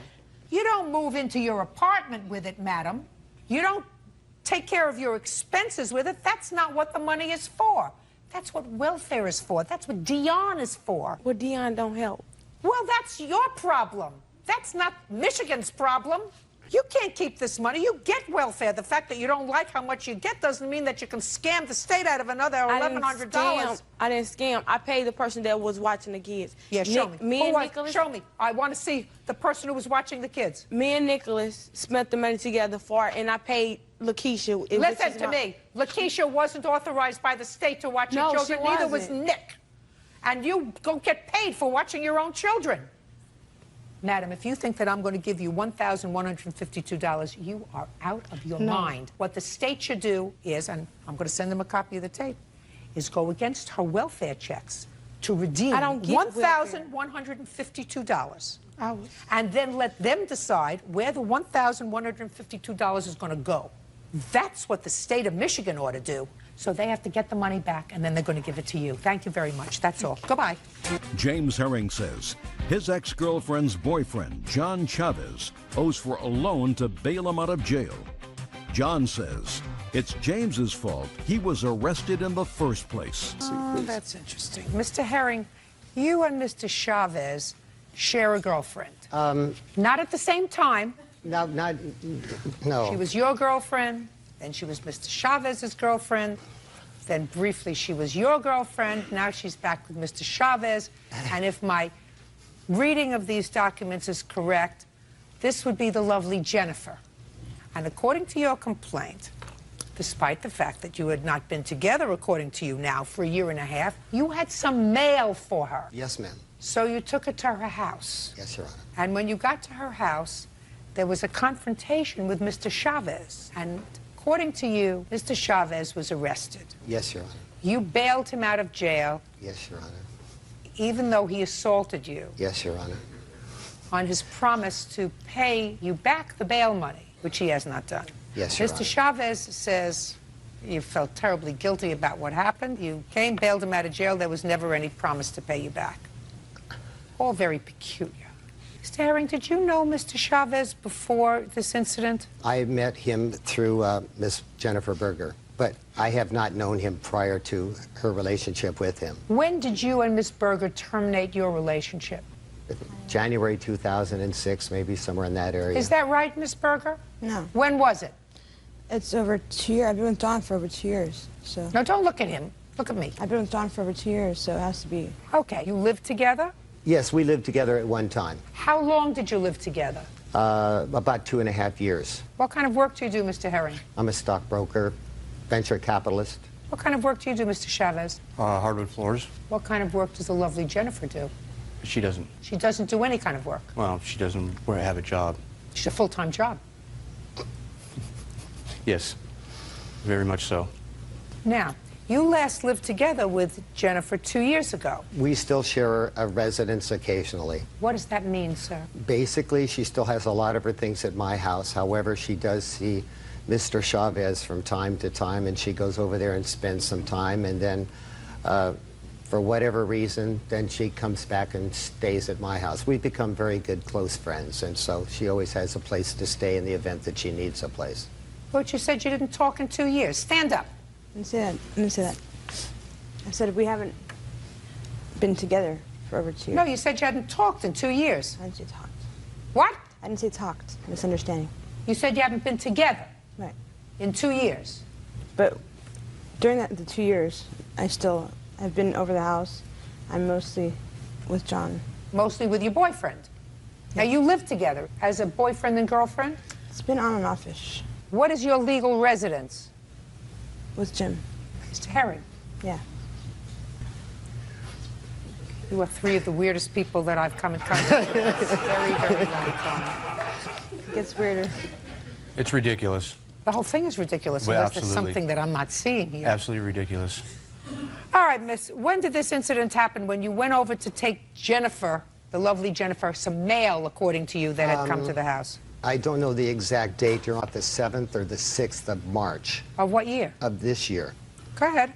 And then I bailed him out on the 10th of March. Oh, what happened when you went over there? Well, when I went over to give her her mail, I called her and let her know I was coming by. She had a driver's license, her registration to her car, etc. She'd been gone for about 4 or 5 days. So I went over and I knocked at his door, and she answered the door. She came out, and I gave her her mail. I said, I'm going to be leaving. I don't want any confrontations with Mr. Chavez. Why should you have any confrontation with him? Because I've had him in the past. Go ahead. And so I started to walk away, and she came out and talked with me for a minute, and then he came out and got right in my face and started to assault me. And at that time, I turned around and I told him that I was going to call the police. I went out to my car and I called 911. The police came. They talked to me for a few minutes. Then they went down and talked to Mr. Chavez. And apparently the conversation was that they could decipher who started the fight, so to speak. They didn't press any charges against him or me. However, he did have a warrant out for him, an outstanding traffic warrant for $25,000 warrant. $25,000 warrant for not registering his car? No, Unlikely. I don't know what it was, ma'am. I think it was a headlight or something, but it was a $25,000. You must have really ticked off a judge, Mr. Chavez. So they arrested him. I'm speaking. Yes, so they arrested I'm speaking. Yes, ma'am. Mr. Chavez, you must have really ticked off a judge to put $25,000 bail on you for a broken headlight. It was for no registration on the vehicle, driving with out of driver's license in possession, and no proof of insurance. And when did you receive this violation? 2004, but I was working for a guy that owned a car lot, and I was driving one of his vehicles back to the lot and got pulled over, and I, from the understanding that his dealer plates were not currently... What do his dealer plates have to do with your not having a driver's license? Well, I just didn't have it in my possession. Mr. Chavez, I've been in the justice system. How old are you? I'm 42. Not quite as long as you've been on this earth. But a $25,000 bail on what amounts to nothing more than driving without registration for the car doesn't sound kosher to me, Mr. Chavez.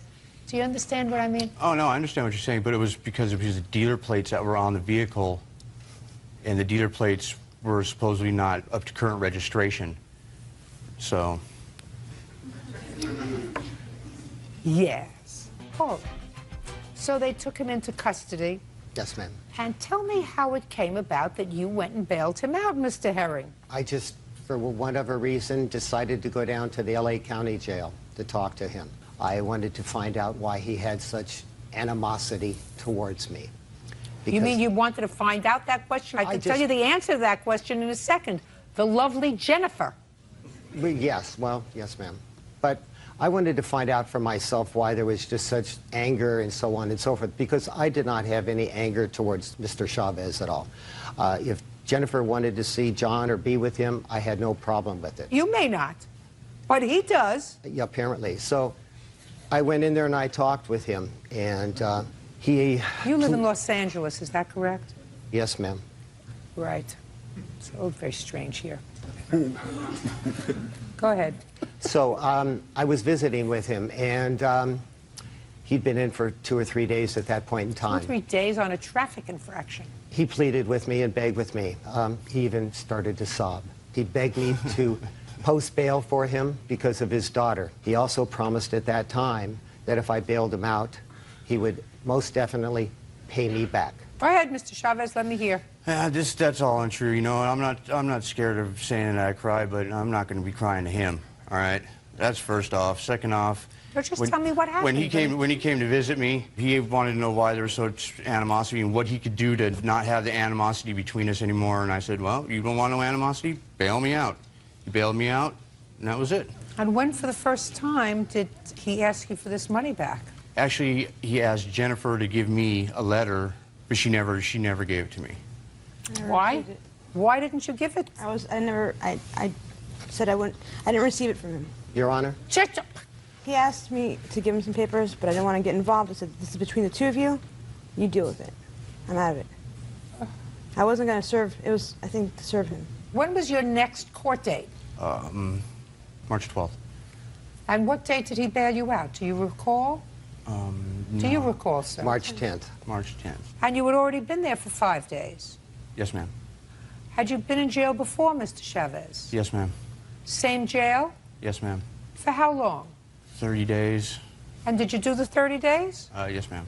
So, doing 5 days must have been easy. Yes, ma'am. Mm-hmm. Mr. Herring? Yes, ma'am. I don't believe he promised to pay you back. I believe him. I believe him when he says that you said to him, what can I do to make this right? And he said to you, bail me out, and you did.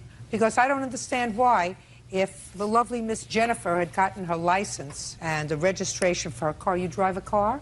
Huh? License is suspended. For what reason? For driving on a suspended license. Your license is suspended for driving on a suspended license? DUIs. And DUIs. Combination of the two. You people are all too confusing and I'm much too old. Mr. Herring, you can't have it both ways, sir. If Jennifer, and she's clearly with Mr. Chavez, I suggest that you cut all ties with her.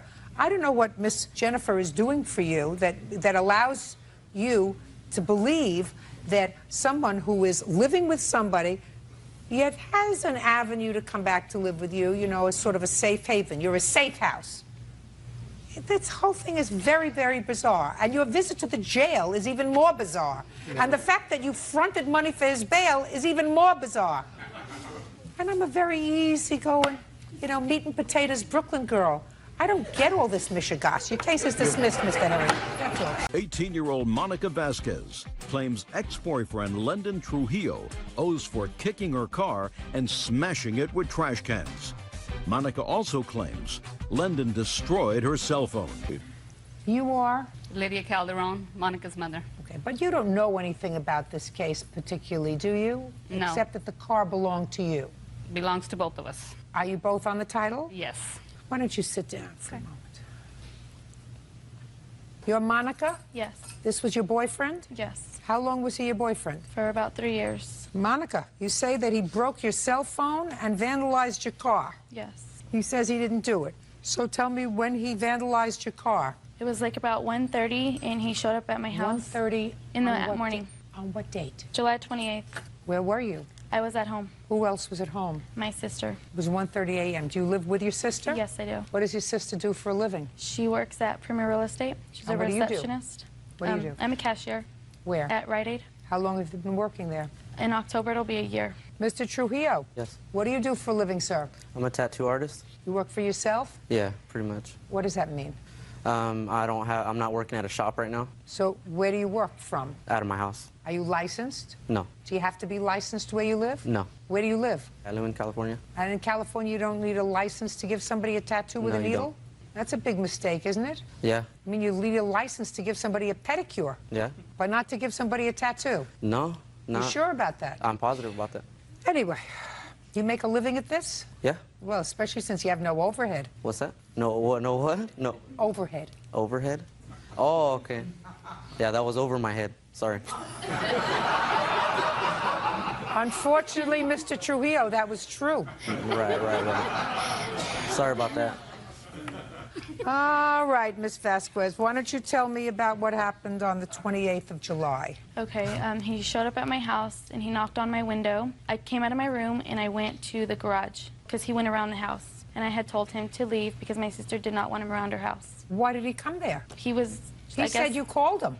No, I did not call him. You say in your papers, sir, that you went over to the house at 1:30 on July 28th because she called you. Yeah, we had been talking. No. Because she called you on July 28th. That's Okay. why you said you went over there, right? Right. And how did she call you? On your cell phone? Yeah. Do you have your cell phone records? No. I'm sure if I went and got them, I could bring them back to you. I mean, if you wanted to, another We date or don't do something. do-overs here, Mr. Trujillo. What we do is, when you're coming to court, you're supposed to be prepared. You know what it's like, Mr. Trujillo? You do tattooing Yeah. in your house. Right. Let's say you made an appointment with somebody who's going to get a really big tattoo. They were going to pay a whole lot of money Yeah. for the tattoo. And let's say they arrived and they sat down for you to do the tattoo and you forgot to buy ink. Right. Yeah, it's happened a couple times. That's what it's like, Mr. Trujillo, when you come here without evidence. Yeah, I understand. With just your good looks and tattoo.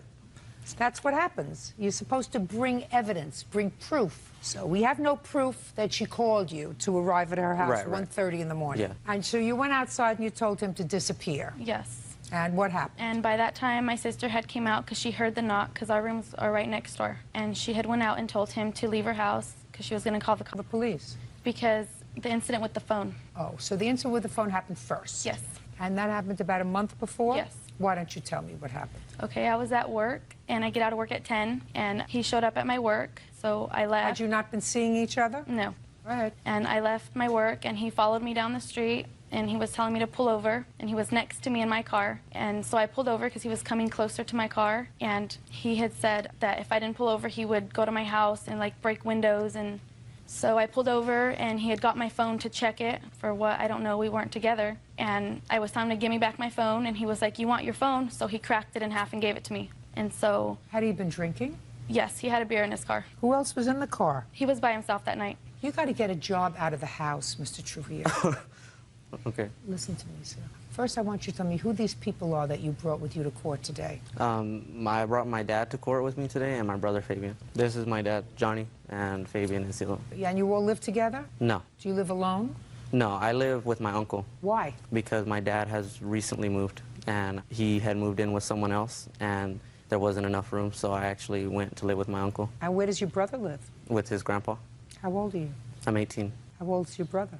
19. Who did your father move in with? His girlfriend. Was there a time you were all living together? At one time, yeah. When was the last time you lived together with your father? About 2 months ago, I lived with my dad in Visalia. And your brother also lived with your father? No. My brother has always lived with his grandpa in Tulare. Did you break her phone? No, ma'am, I didn't. Well, tell me what happened, Mr. Trujillo.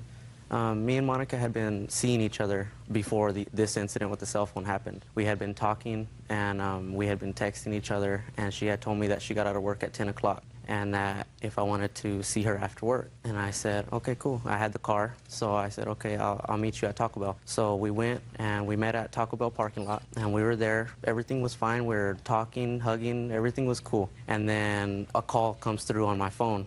And when a call comes through on my phone, it was a ringtone, as you know, the ringtones, like I know you've heard them, like the lovey-dovey ringtones, like the, you know what I mean, like the guy and girl together ringtones. You know what I'm talking about or no? Like, I mean, I could sing one. Special song or something. Like, I mean, I could sing one for you, if you want me to sing one.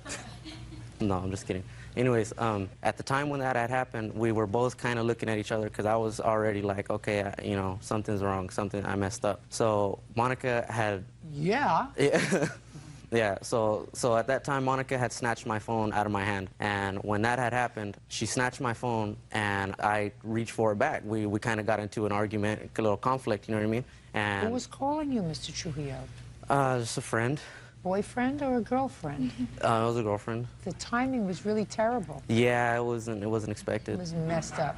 Yeah, it was at the right time. So when that had happened, I was leaning up against my car, and Monica had thrown my phone at me. Well, when she had thrown my phone at me, somehow, and you can tell she has little hands. I don't know how she had both phones in her hand, but when she had thrown it at me, my phone rolled over the car, the hood of the car, and her phone hit my car and broke. However it broke, it was snapped in half, and that's basically what happened. When he met you at Taco Bell, had you told him that you were going to be out of work at 10 o'clock? No, he called my work around 10, and he said, I was around the corner. He goes, I'll be there right now. And I was like, I'm going home, I'm leaving. And at that point, my boss had opened the doors to let me leave earlier than everybody else, because I had told him. And when I got in my car to leave, he was already at the corner, and that's when he just followed me. You think if I called her boss would say that they opened the door and let her out a little early? No, I don't. You don't think so? No, I don't.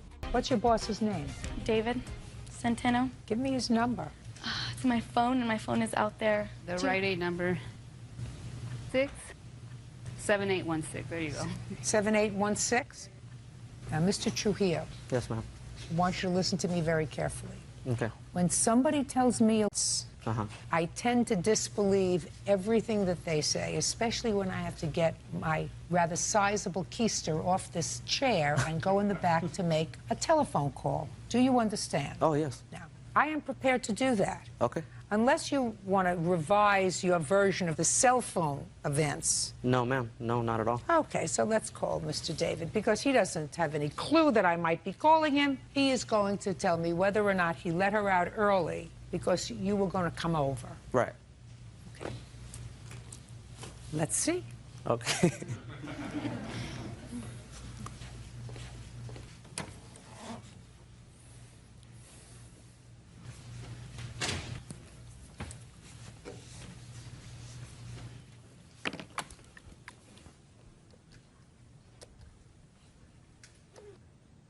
Yes, is David Centeno there, please?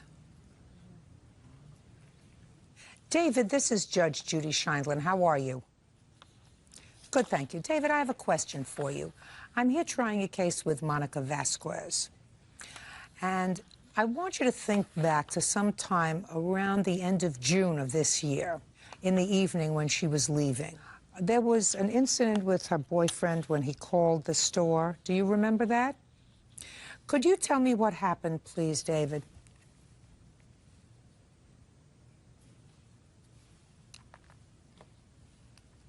Mm-hmm. Okay. Wonderful. David, you're a very, very nice man for speaking to me. I appreciate you taking the time. Thank you. Bye-bye.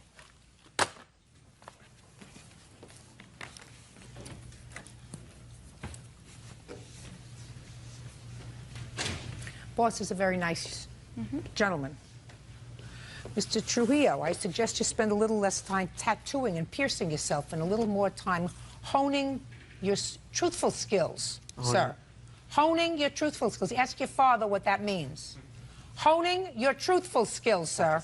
Oh, okay. Because Mr. Centeno says that he remembers the evening very well. You would call the store. You said, I'm going to get down there before the store closes. They let her leave early, and they stood there to watch her get in her car and take off before you got there because she had already broken up with you, and she was afraid about what was going to happen if you got there. Okay. Okay? Okay. So now I believe very little, sir, of what you're going to tell me. So now he owes you a cell phone.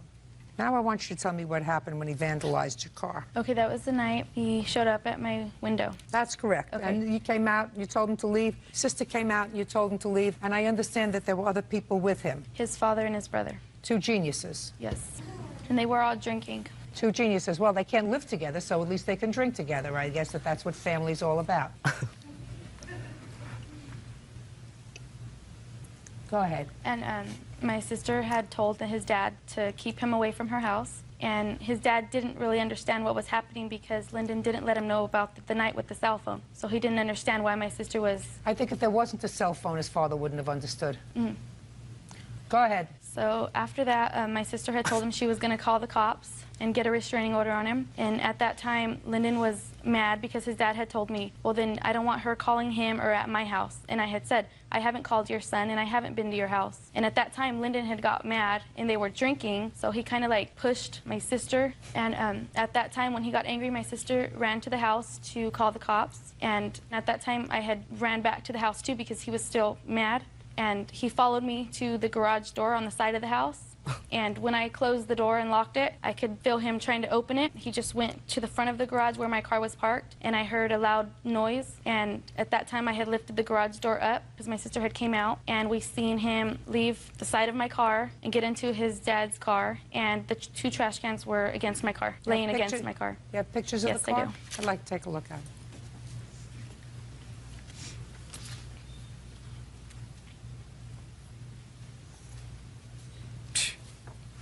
Outrageous. When did you purchase this car? Last year in November. Bought it yourself? My mom helped me. Who pays for it? I do. Paid the insurance too? Mm-hmm. Stand up next to him. You came here, you might as well stand up here. Monica Vasquez says ex-boyfriend Lyndon Trujillo owes for vandalizing her car and for destroying her cell phone. What were you doing out with your son at 1:30 in the morning? We had went to the club. What club? El Presidente. What were you doing at the club? Dancing. And drinking? I was, yes. With whom? Females. All different kinds? Pretty much, yeah. So if you were dancing and drinking with a whole bunch of females, you weren't watching what your two sons were doing? Actually, he was on his cell phone the whole time we were there, text messaging and back and forth. And I went to him and asked him, who you texting? And he said, Monica. So And that's what he said to you? Yeah. That's what he said to you, but you don't know that that's true. No, but If I may, Your Honor? Yeah. The day before the cell phone incident had occurred, Yeah. she came to my house, and my dad was coming up from work, and she was coming downstairs. I was walking her down to her car. And that's why I don't understand really how it could go from her being upstairs in my house and me and her being together in a relationship or working things out, and then to... Well, were you working things out, or were you in a relationship, sir? No, we're working things out to be in a relationship. So what did you go there at 1:30 in the morning for? Because we had been texting each other. We had been texting and talking to each other, and... Did she invite you there? Yeah, I had her on speakerphone because I was the designated driver. Yeah, she had told him. Yeah, she was in the car. She knew that the speakerphone wasn't on. That her sister was asleep, the kids were gone, for him to go over there and visit to see her. And what were you going to do? I just sat in the car because I was drinking. And what about him? He was in the back seat. So the two of you were just going to sit there in the back seat of the car, Well, in the actually, front seat yeah. of the car, while he went inside to visit with his girlfriend? They didn't go inside. They stayed outside in the driveway. Fine. So he goes over to see Monica, and how did her car get dented? When we got there, Monica had stepped outside. She was walking towards her car. We pulled up, and she went like this, like waved us over there. We all three got out of the car, walked over. She showed us a dent on her car and said that she had got into an accident with a motorcyclist. And me and her made a few comments back and forth because I had just recently wrecked my Harley. And I had told her, so anyways, we said a few statements back and forth. And then me and Fabian went back and got back in the car. They stayed there talking, hugging, kissing until Marie came outside. And Monica flipped the whole script when Marie came outside. Because she was upset. Were you at his house the day before? No, I was not. Yeah, you was. No, I was not. Yeah, you was. No, I was not. When you send a text message, could you save those things? They stay for 14 days. Huh? You can lock them. Save them, right? Yes, you can. Show me.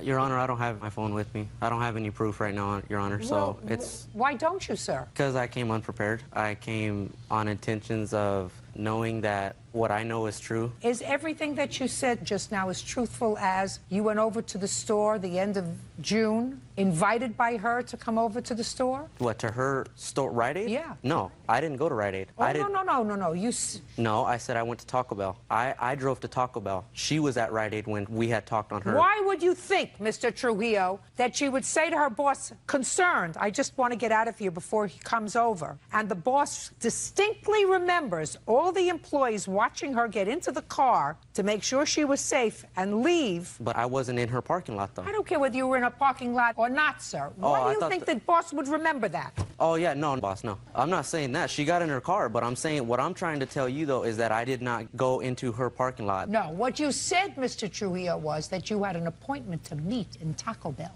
Yeah. And that, sir, is a lie. That, sir, is a lie. That we met in Taco Bell? It is a lie that you had an appointment to meet at Taco Bell. Because when she heard from you, she asked her boss if she could take off because she was concerned about her safety. They all watched her leave. Then why would she have pulled into Taco Bell if she knew that she could have got away from me? I don't know what you were doing, sir. And I don't know what your drunken father was doing or your drunken brother was doing on the night this happened with the car. I have no clue. All I know is, sir, you lied to me once, and you also don't know the law in the jurisdiction where you live because you're required to have a license to tattoo. Sir. Okay. And what is your address? My address right now? Where you're doing the tattooing? In a house. On What is the address? I don't know my address. I just know it's on Bradley Street. I've only been there like a month, 2 months, so I don't know the address. I don't get mail there. Did you make more than 3 children or just 3? Only 3. Only 3. So far you got 2 losers, right? 1, I don't consider 2. them losers, but... Well, so far they haven't done anything to make you proud. Sure they have. I don't see They it. graduated high school. That made me proud. My God. My God, that's like the 8th wonder of the world. That's an accomplishment in this family. That's right. I'm sorry. You got to do something with it once you graduate from high school. Yes, I totally agree. So pleased that you agree with me. I've been looking forward all year for a person of your stature to agree with me. Judgment for the plaintiff in the amount of $950. That's all. Goodbye. William Lyle claims his tenant, Christopher Rodriguez, assaulted him during an argument. Christopher is countersuing for harassment.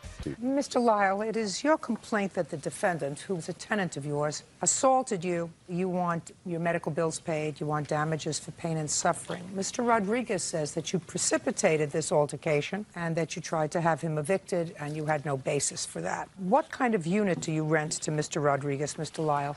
Your Honor, a 1-bedroom apartment. How many units are in the building? There is 4 units in this building. When did you lease him the apartment?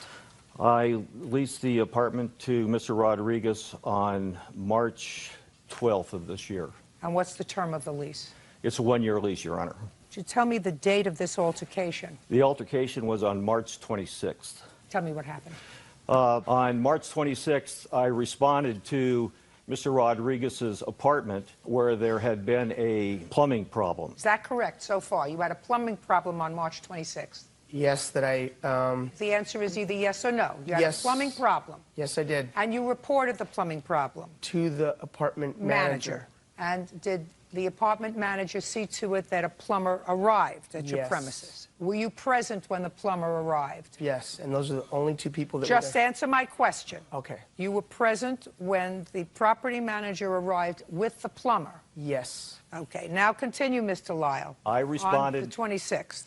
To the apartment. Okay. Responding to the apartment, I observed, yes, there was a plumbing problem. And while I was standing there, I observed over in the front room area on a coffee table what appeared to me to be a bag of narcotics. What kind of narcotics?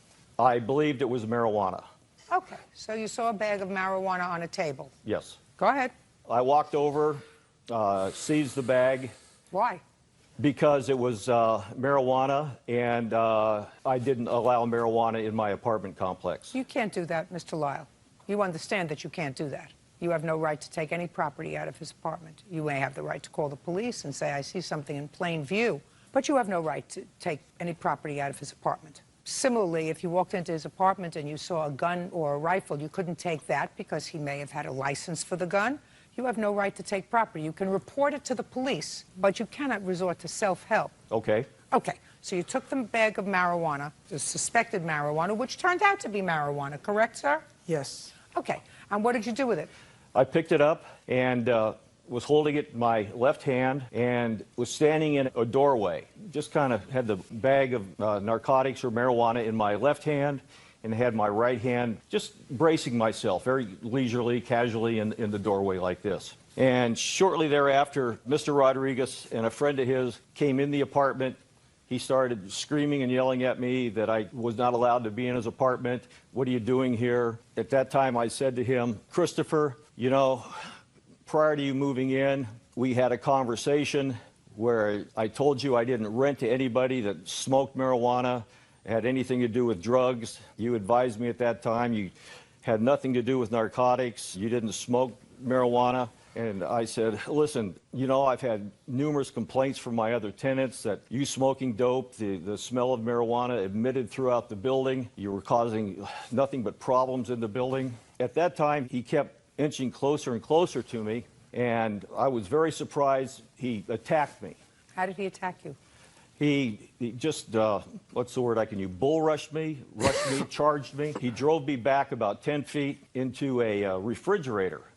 And as he drove me back, he kind of turned me to the left a little, or to the right a little bit. And I either hit the refrigerator handle or the side of the refrigerator door. And I bounced off the refrigerator door, came back at him, landed on top of him, and I started yelling for my plumber, Kim, and my property manager, who was also in the building at that time, to come on out and help me. And he was able to grab the marijuana back from me. And I yelled at Kim and my property manager to get the marijuana away from them. And I said, look, I said, I'm not going to put up with this anymore. I'm going to file a police report. So I took the bag of marijuana, left the location, went down and got in my car, backed it out of the parking spot. Where's the marijuana at this time? At that time, it's sitting on my passenger seat. All right, so you were stealing his property.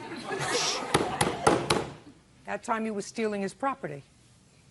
I guess I was stealing his property, Your Honor. You were, Mr. Lyle, because I read Mr. Rodriguez's answer, and unless you are prepared to contradict that, Mr. Rodriguez says that he has a prescription for medical marijuana. That's what he says, and I assume that he's prepared to prove that to me today. Yes. So if he has a prescription for medical marijuana, even if he didn't have a prescription, you couldn't take it. But if he did have it lawfully, you were stealing property that he had in his lawful possession. And not only that, but you got your plumber to help you. I guess, Your Honor, we're just a couple of bad citizens. No, you're not a bad citizen, Mr. Lyle. You're here in a court of law. Now, Mr. Rodriguez retrieved his bag of marijuana from your car, because I read your complaint and I read his answer. So far, is that correct? It's correct. Did you? That's all I'm asking. It wasn't a bag. Whatever it was. And plus, it wasn't on my Just coffee. a second. Okay. I didn't get to you yet. Okay, no problem. Just answer my questions. Okay. Now, Mr. Lyle, we're here in a court of law, and you're asking me to make a judgment on whether or not Mr. Rodriguez had the right to prevent you from leaving his home with his property and to exert any force to do that. That's what you're asking me to decide. At that time, I had not told him that I was going to leave the apartment with his property. You had it in your hand, sir. And you, in fact, not only did leave with it, but you had managed to get it out of your hand, and you importuned two people to get it back, which suggests to me that you were intending to leave with it. So let's not play with each other, and I want you to understand something. I am very sympathetic from the perspective of a citizen, not a judge, but a citizen, that you have a 4-unit apartment complex, and I don't know whether you had complaints or not, but if Mr. Rodriguez has a prescription for medical marijuana and he smokes it in his apartment, and he may have other people that come over who have similar prescriptions that smoke in his apartment, that smell wafts all over a 4-unit apartment complex. And there might be people, I would be one of them, who would be incensed at that. I want you to understand that. I understand that, Your Honor. So don't give me that I'm just a bad citizen. I understand according that, to you. Your Honor. This is a legal place. And if Mr. Rodriguez can establish to me that he had a prescription for this, and of course he's going to tell me why he has a prescription for it, right? Yes. Then he had the right to stop you from stealing his property. and if he pushed you into the refrigerator, that's what he did to get his property back. And you called 2 other people to get the marijuana back from him.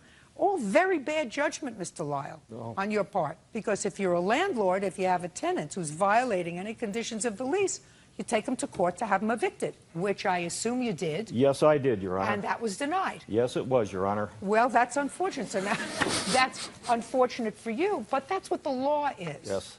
All right. You know, Your Honor, someplace, somewhere down the road of justice, somebody's got to hold this guy responsible for something. I've got a 4-unit building that he and his posse are holding hostage. Yeah. Mr. Lyle, hey. Mr. Rodriguez, look at me. Excuse me, Your Honor, excuse me. Look at me. Yes. You understand that I have a certain sympathetic ear towards what he's telling me. Yes, I do. I mean, I would like to be able to pick up the phone and call the other 3 tenants that are in the building and find out if any of them have complained to him because of the smell of your marijuana. It's not particularly relevant, but it bothers him that that kind of activity is going on in your home. He should have been more careful about who he rented to. Now, how long have you had a prescription for medical marijuana? I've had it since 2 years ago, but my new one is 1/30/09. That's the date of this statement. Because I'd like to see it, please.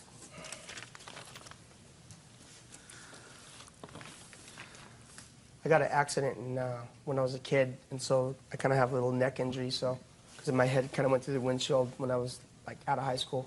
What do you do for a living, Mr. Rodriguez? I'm in sales. I'm a sales representative. How old are you, Mr. Rodriguez? 38. And when was this accident that you had? There was 2, one in 91 and 92, where my head went through the windshield and I basically was like dead on arrival. So I've had like a... Don't tell me what you have, Mr. Rodriguez. Okay. Well, I have a neck injury. I heard you had a neck injury twice. Okay. And I got prescribed to be on like anti-inflammatory medication, but I don't really like to pop pills, you know, because I'm an athlete, I'm a surfer. So I don't really like how it feels. You're a surfer? Yes. Oh. Give this back to him. Mr. Lyle, I understand your frustration with him. I got it.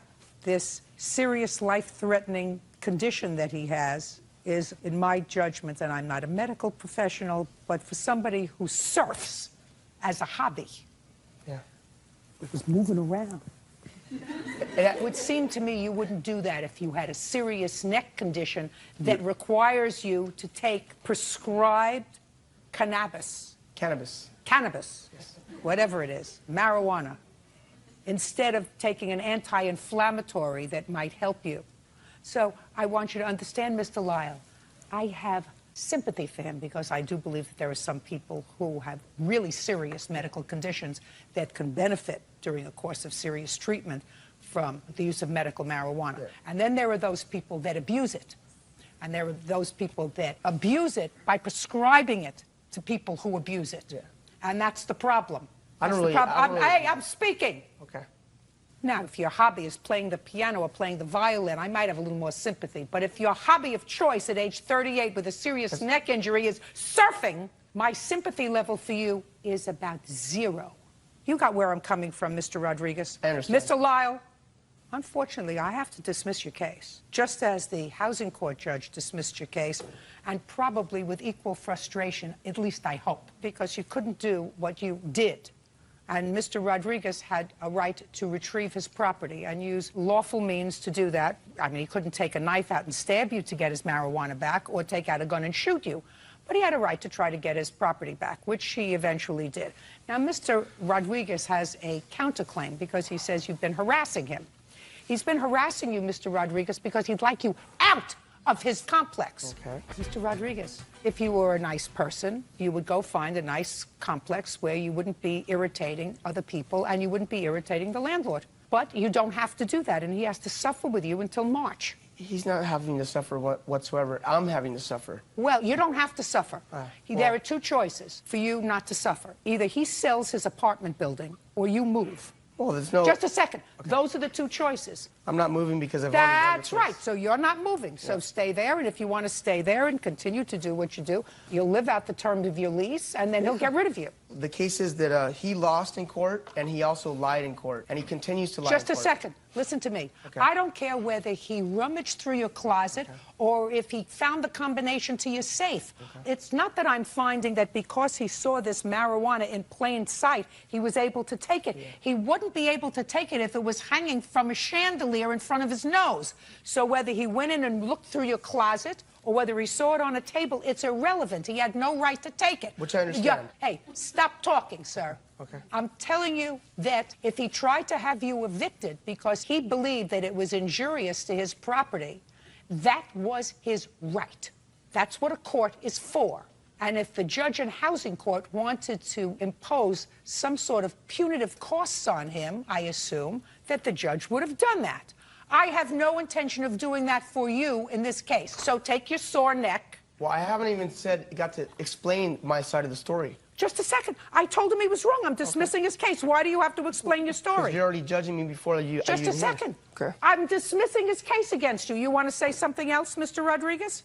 No, I do not, but I... Very good. That's all. Out. Parties are excused. You may step out. Wayne Otis claims website owner Jamila Donaldson posted his picture on her website. Mr. Otis, it is your claim that the defendant who runs a website embarrassed you on her website, and you want to be compensated. Yes. Ms. Donaldson said that, well, she didn't really embarrass you on the website.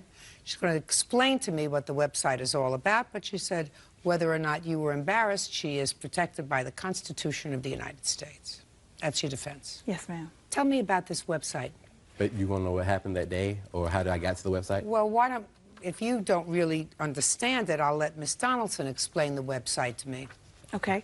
The website is called hotghettomess.com. Hotghettomess.com. And what is its function? Well, I started about a year and a half ago, and the function was I was sort of looking at the images that were coming out of largely the African-American community, and I felt like we were bombarded with these negative images, you know, this glamorization of thug life and thug living, the degradation of women, and just this obsession with all that is low and ghetto. So I thought that I would do the website as sort of a social commentary to say that this is not what we're supposed to be doing. We should not be promulgating these images. Sounds like a laudable goal. Yes, thank you.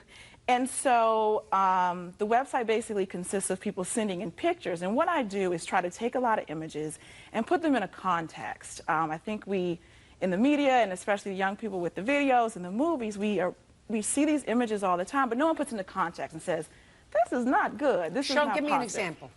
I don't have anyone. Oh, well, yes. Okay, here's one. All right, let me see it. But I'll also say that in addition to showing hot ghetto mess, I counter that with not ghetto and images that we should strive to be more like. And I'm sorry, Mr. Bird.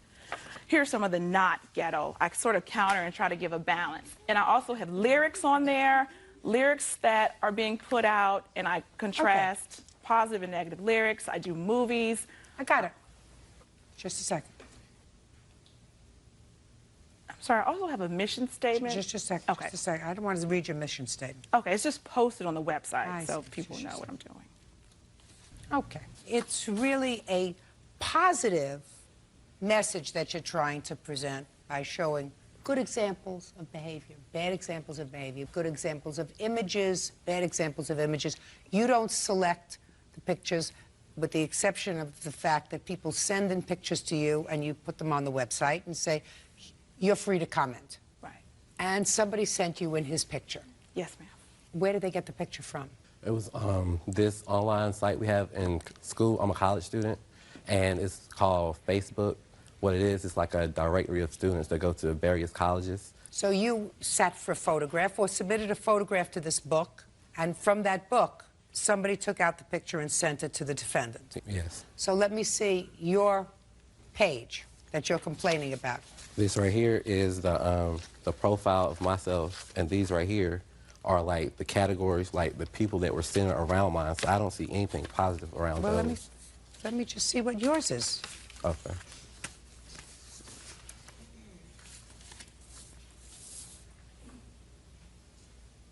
And it's a little log up there where they get to comment about the pictures. So she posted this photograph, Yes. right? Well, what are you complaining about? Because she posted my photograph with her company logo on it as if it was her picture. I don't belong on that picture with those people. I mean, look at the category that I'm in. What category are you in? I'm in a category called Playboys. Mr. Rodas. Yes, ma'am. Isn't a bad picture?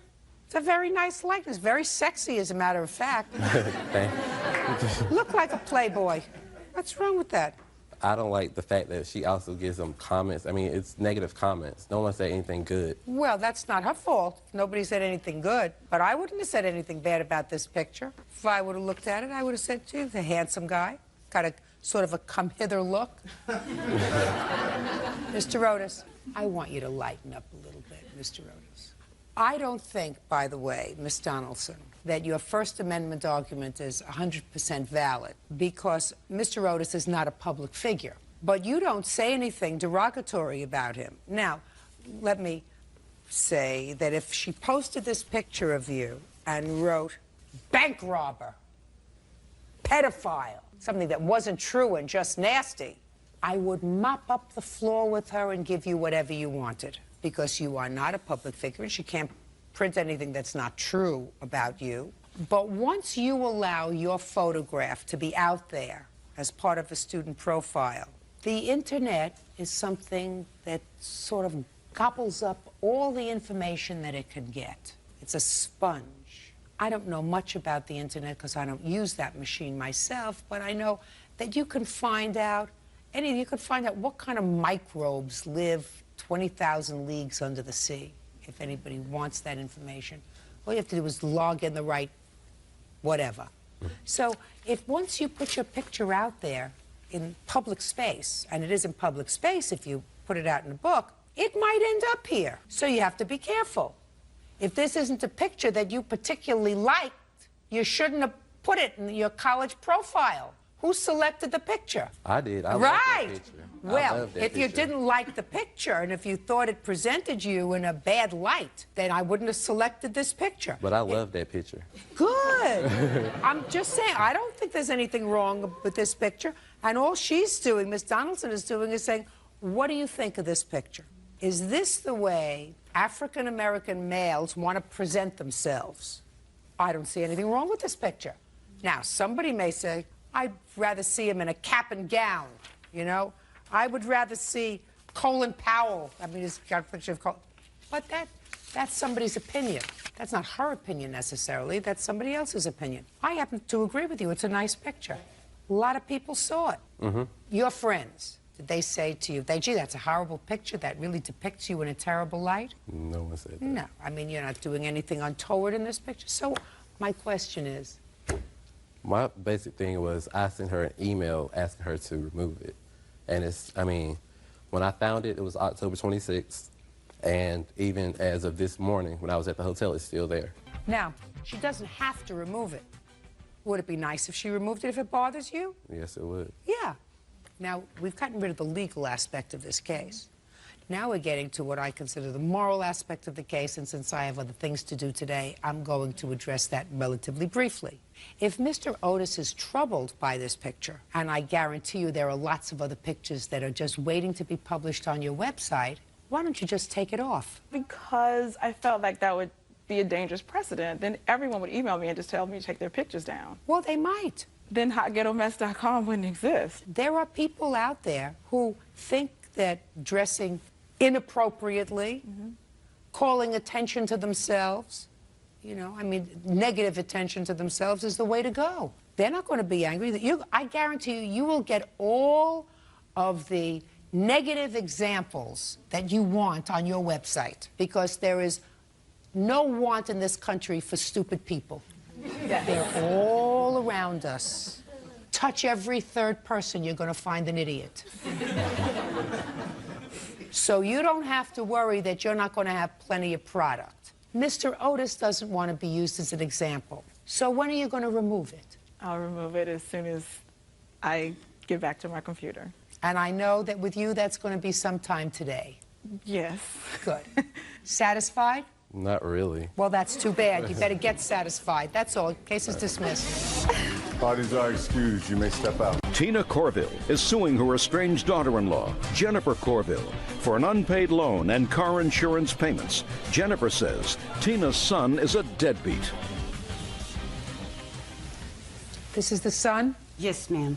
And this is your soon-to-be ex-daughter-in-law. It is your claim that while she and your son were living in your home, you made a series of loans to her. Yes, Your Honor. Ms. Corville says that you made gifts to her because she was the only one working in her family. Your son wasn't working, so she needed some car payments made in order to get her back and forth to work, and some insurance payments made on the car.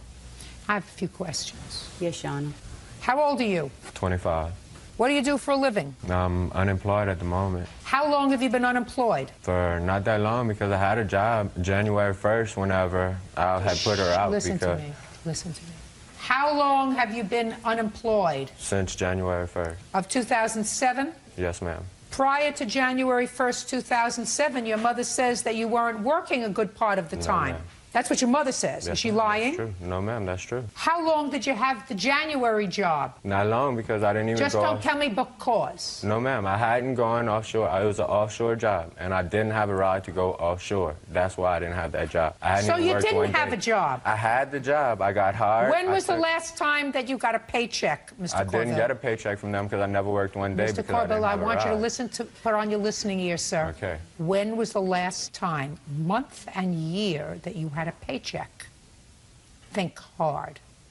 2006, and I can't give you the exact month. Well, give me close to the Okay. exact month. About the 10th month, or maybe even the 9th. What would that be, the 9th month? The 9th month Yeah. is September.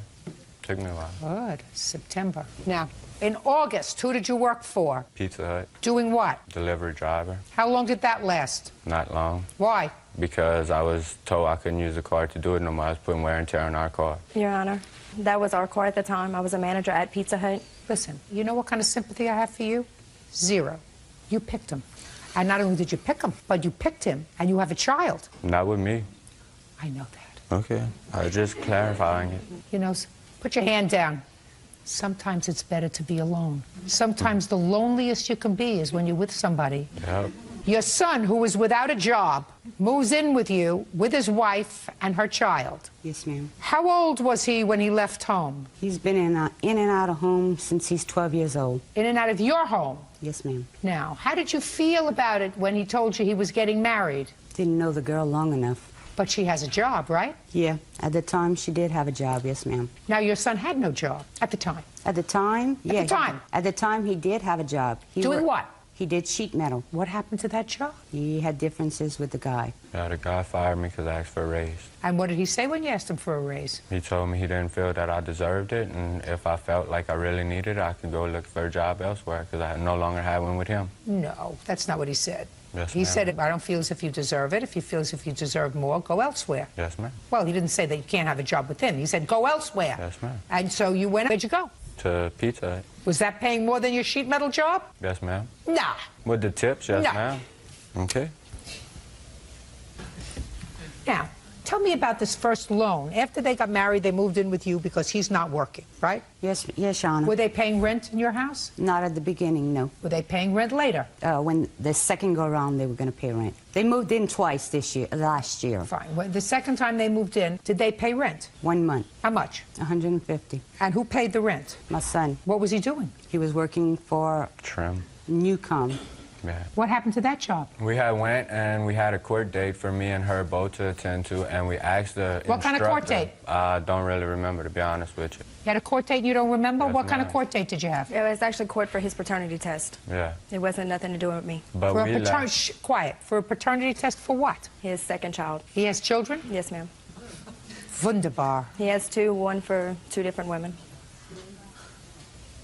Now, how much money in total did you give Miss Corville? $958. Tell me what it was for. In January. January of what? Of 2006. She bought a car with her income tax. Didn't have money for the insurance, so I loaned her $200. Just a second. Tell me about what she didn't have money for the insurance, and she said to you she would pay me back. Did you have that discussion with her or with your son? With her. Tell me about the discussion. She said that she would help us, give us the money because of the fact he was out of work, and she didn't want to see us without a car because if we didn't have a car, we were unable to work. Was he And as she working? said- Was he working at the time? No, ma'am. Did you subsequently get a job, sir? Yes, ma'am. Oh, you did. Good. Where did you get a job? That's whenever I went to the electrical company. And how did you get to the electrical company? She had brought me a few occasions. Who did? Miss Jennifer. Your wife? My wife, yes, ma'am. What's next? In May, she called me at work crying because she had a payday loan that she had taken before they were married, crying because she was going to get arrested. Could she please borrow some money? Is that right? It is. Good. How much was that? $305. 80. That you owe her. Go ahead. Then in September the 19th, their ABC insurance canceled. So they had to find new insurance. They had to find new insurance? She had to find new insurance. Where were you working? You told me you were working in September, sir. Yes, ma'am. That's whenever we were both working at Newcom. Oh, okay, so you were both working? Yes, ma'am. And you were using her car to get there? Yes, ma'am. Ah, good. Perfect. So I paid her down payment for $155. That's for fine. the Geico. That ensures that your son is working. She was short $100 because they both lost their jobs. She was short $100, so to keep her car, I put the $100 difference in pay that she would pay me back when she'd find another job. Why'd you get him to pay you some money? It wasn't his car. He was using it. They were a married couple. No, listen. Miss Corville, I had lost your son 3 put her jobs. out of the house when? January 1st, 2007. Why? Because What was my question? I couldn't use the car to go find a job, nothing. She had stopped letting me use the car, everything. That was her Really? car. And you had been using the car to go and look for a job? No, ma'am. Well, you said hadn't she let me. stopped. Yeah, let you like use she hadn't let me. And within 3 months since we had been back over there, I had got a job and went to Houma. That was the only time. So that's why you threw her out? Yes, ma'am, because I was supposed to be leaving to go offshore and she wouldn't bring me. Go ahead. He didn't get a job in Houma. He actually went to Houma to get a job. He failed his drug test, and he was unable to work offshore. So he actually didn't What work. kind of drugs were you taking that you failed the drug test? None. You mean the test was a mistake? No, ma'am, I was going offshore. So you didn't fail the drug No, test? ma'am. Would you like to take one today? Doesn't matter. She owes you for the payday loan. That she owes you for. For the car, consider it a contribution to your son. Do you understand? Yes, Your Honor. Good. Judge 30580. That's all. Thank you very much. Housekeeper Nita Bayer is suing former employer Kendra Hall for damages resulting from an injury she sustained in Kendra's home. Kendra is countersuing for the return of Nita's unearned wages. Miss Bayer, according to what I read in your complaint, you did some housework for Miss Hall. You fell in her house. You want her to be responsible for your medical bills and your lost wages. Ms. Hall says she's not certain that you fell in her house and injured yourself there. She's counterclaiming because she says that she paid you for an entire month and you only worked that one day. She wants you to refund to her the amount that she paid you for the remainder of the month when you didn't work. I have a few questions. Ms. Bayer, how long did you work for Ms. Hall? 7 months. How often did you go to her home? Every Friday starting of March 2006. How many hours did you spend there? Usually I spent somewhere between 7 and 8 hours a day. What was the date of this accident in the house? It was November 3rd, 2006. And she had paid you for the month? Yes, she did. What was your monthly salary? It was $360. I received $90 a week. Now tell me about this fall that you took in the house. Miss Hall was not at home. That's right. Go ahead. I arrived to work and I started working in the kitchen. Then I went upstairs, stripped the beds, made the beds, and then I took all the laundry down to the laundry room, and the light bulb was burned out in the laundry room. So I went into the garage to look for a ladder, and I found a 3-foot ladder. I took down the fixture, which was full of bugs and dirty. I washed it, cleaned it, went upstairs, got light bulbs that are kept upstairs in the linen closet. When I came down, I went up the 3-step ladder, went to put the bulb in and lost my balance and fell against the wash and dryer on my left side. When I got up, I felt nauseous and dizzy, so I went outside and sat in a little brick fence that's in the backyard, trying to gain my composure. And then I finally went into the house. I took some Aleve, some Excedrin. Stop 1 second. So it would be clear and fair to say that you did not fall because the ladder broke? No. Because there was any imperfection in the floor? You fell because you lost your balance? That's right. Nobody else's fault but yours? That's right. Okay. Go ahead. So since she pays me monthly, $360, she had just left that check that morning, and I never thought anything was really seriously wrong with me, and I tried to continue to work. In fact, I did continue. I finished cleaning the house, even did the laundry, very slow. Usually I leave about 3 or 4 in the afternoon. She arrived about 5 o'clock, and she asked me, "Are you still here?" And I said, "Yes, I did something foolish today. I fell and I hurt my arm. I don't know what's the matter. It really, really hurts." She quickly ran to the phone, called her sister-in-law, who I also work for, and she said, "Nita fell changing a light bulb. Do you think my home insurance will cover her if I take her to the doctor?" She said, "Okay, thank you," hung up, ran to her office, came back with some papers and said, "Yes, my home insurance does cover it, but I have to pay a $1,000 deductible, of which I will not pay." And suddenly she wasn't concerned about me anymore. And she says, "This is ridiculous." And I said, "Well, then you're not going to help me?" And she says... So you had asked her? Yes. Just a second. You didn't make that clear, Miss Bayer. I'm sorry.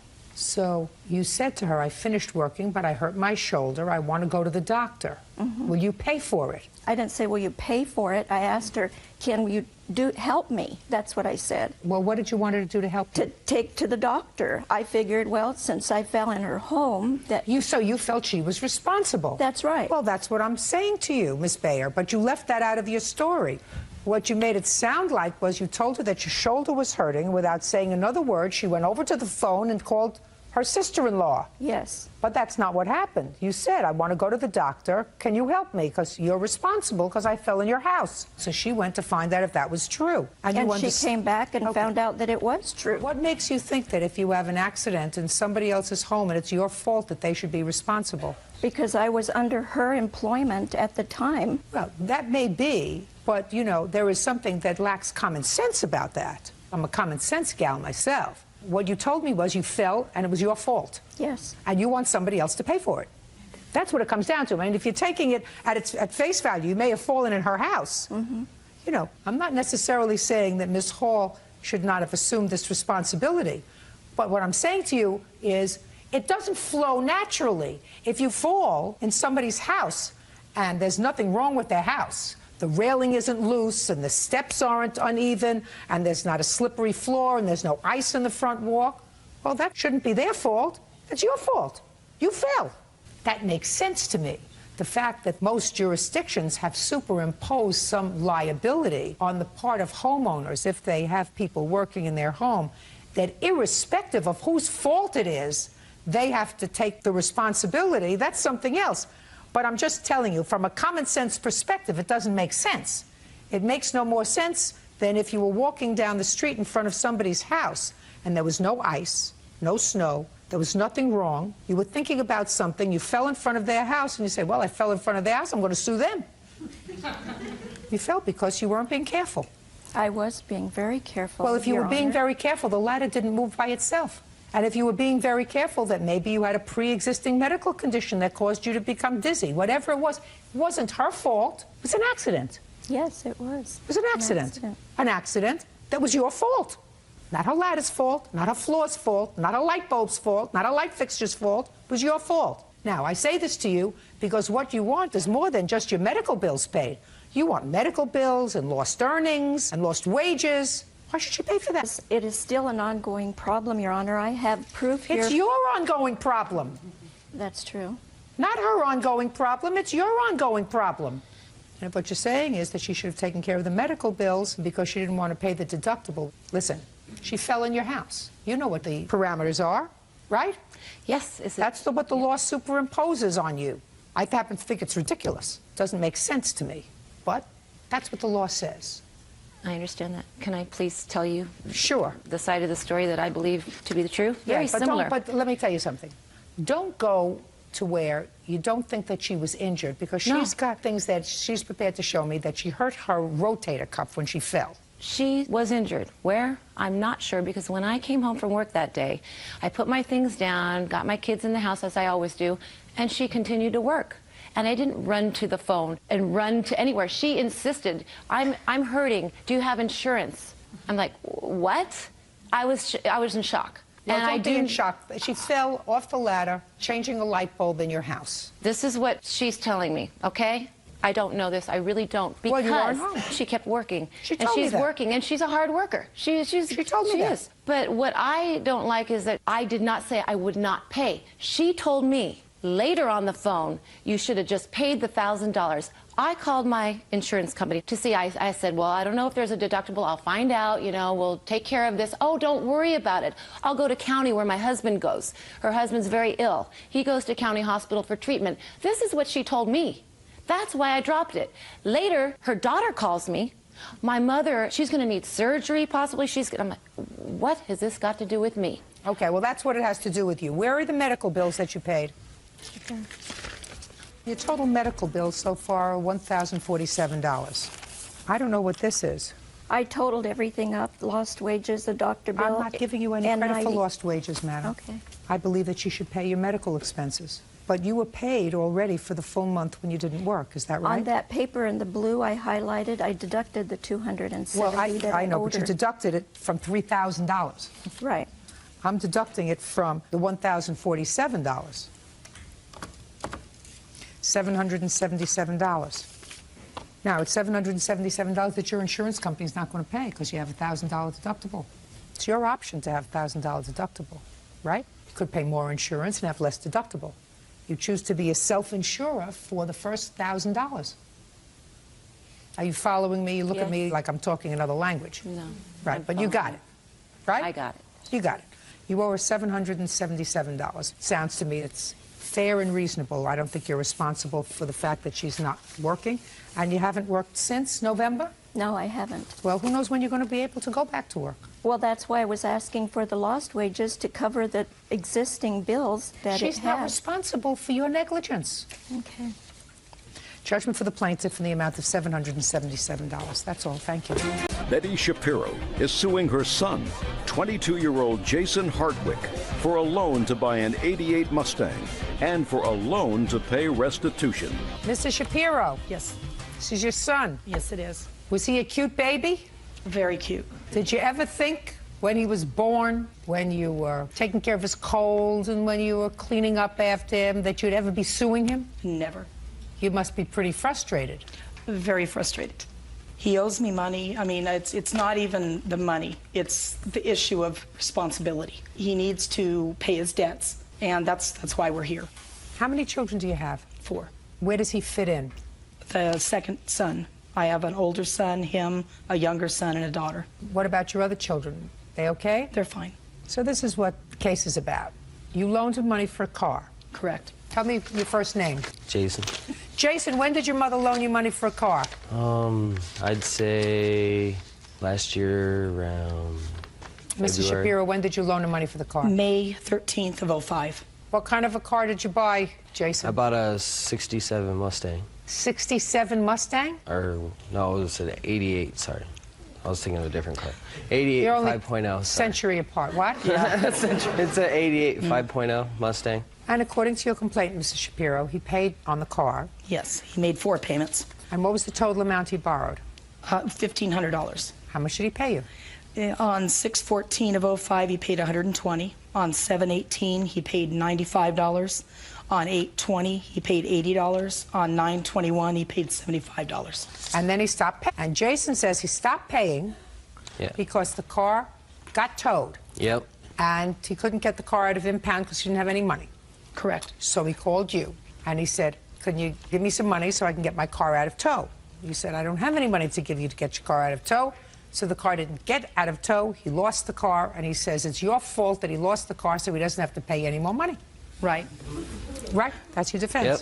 Do you want to say that to me? Because I've said it now, but I would like to hear it coming from your mouth, Jason. Well, I borrowed the money, I got the car, then where I was staying, I was forced to move, and I couldn't move the car at the time because it was broken down at the time. So where did you leave it? In front of my friend's house. How long did you leave it there? Like maybe a week before it got towed because I had to get it fixed, and I was fixing it, and then I'm trying to Well, work. you could have pushed it into somebody's driveway or something. I didn't right? have no driveway to put it in. Did you call your mom and say to her, listen, can I leave the car in your driveway? Well, I didn't think to ask her that, and You didn't then I would have had think? to have it towed over there or something. I didn't have the money for that either. So you think it's her fault that she didn't lend you more money? Yeah, so I couldn't get the car. If I don't have a car, why should I give her the money for it? Let me ask you this question, Jason. How old are you? 22.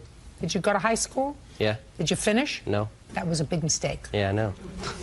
Now, you look like a pretty stout kind of guy. Do you ever eat at a restaurant? Yeah. Go in, you order dinner, finish the dinner, they bring you the bill. Yeah. You look at the bill and you say, why do I have to pay this? There's nothing on my plate anymore. It's all gone. What do you mean? I want you to make believe that your mother is a bank.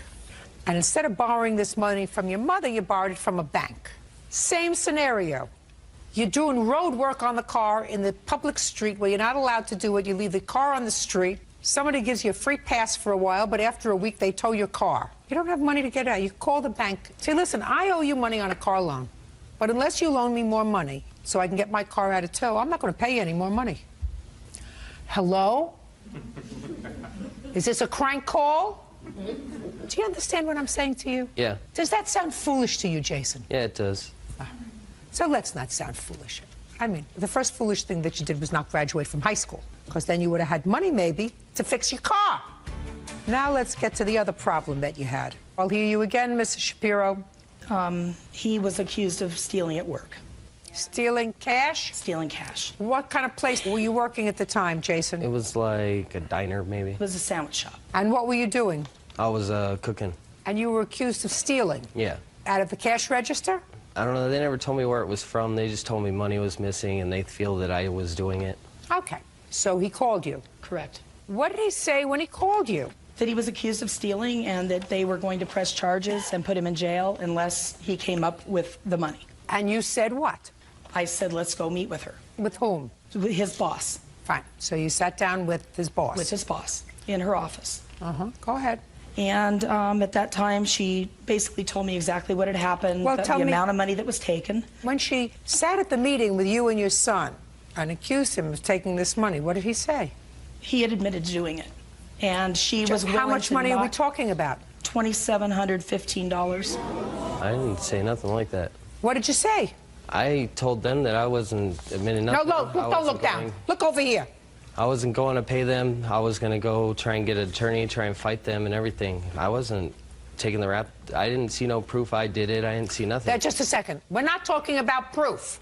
Listen to me very carefully, Jason. You got... Yep. Your mother says that at the meeting with your boss, you admitted taking the money. But if you say to me, I told them that I wasn't taking the rap for this because I didn't do it, then you're telling me, in effect, that your mother is a liar. Is that what you want to tell me? That's what I said. What did you say? I said that... No, don't don't look down. Look over here. I said I didn't say that. You said you didn't say what? I didn't say that I took the money. What did you say? I said that I was going to try and fight it. With what? However I could. Is that what you told your mother? Yeah. Tell me exactly what you told your mother. I didn't tell my mom really anything. I just said I wasn't going to... I didn't want to pay it. I didn't want to give them this money. I didn't want her to give them the money. I didn't want nothing. I just wanted to go try and get a lawyer or whatever and try and fight this out. So then why in the world, Jason, did you call your mother and arrange to go to a meeting with her? And why did you go to the meeting with her? You already been told that you were accused of stealing. So there was no possible reason for you to call your mother or go to the meeting if what your intention was to say, fine, arrest me, I'm going to get a lawyer, and I'm going to fight these charges. You want to explain that to me? Just figured she knew more than I did about the type of stuff, and she might be able to give me some kind of advice. What they were telling me. Just a second. I can understand, Jason, you calling your mother at home and saying, Mom, I want to come over and talk to you. This is what they're accusing me of, and I didn't do it. I want to get a lawyer, and I want to fight it. What I don't understand, Jason, is why you called your mother and then went to a meeting with your boss, with your mother. I just had her come with me.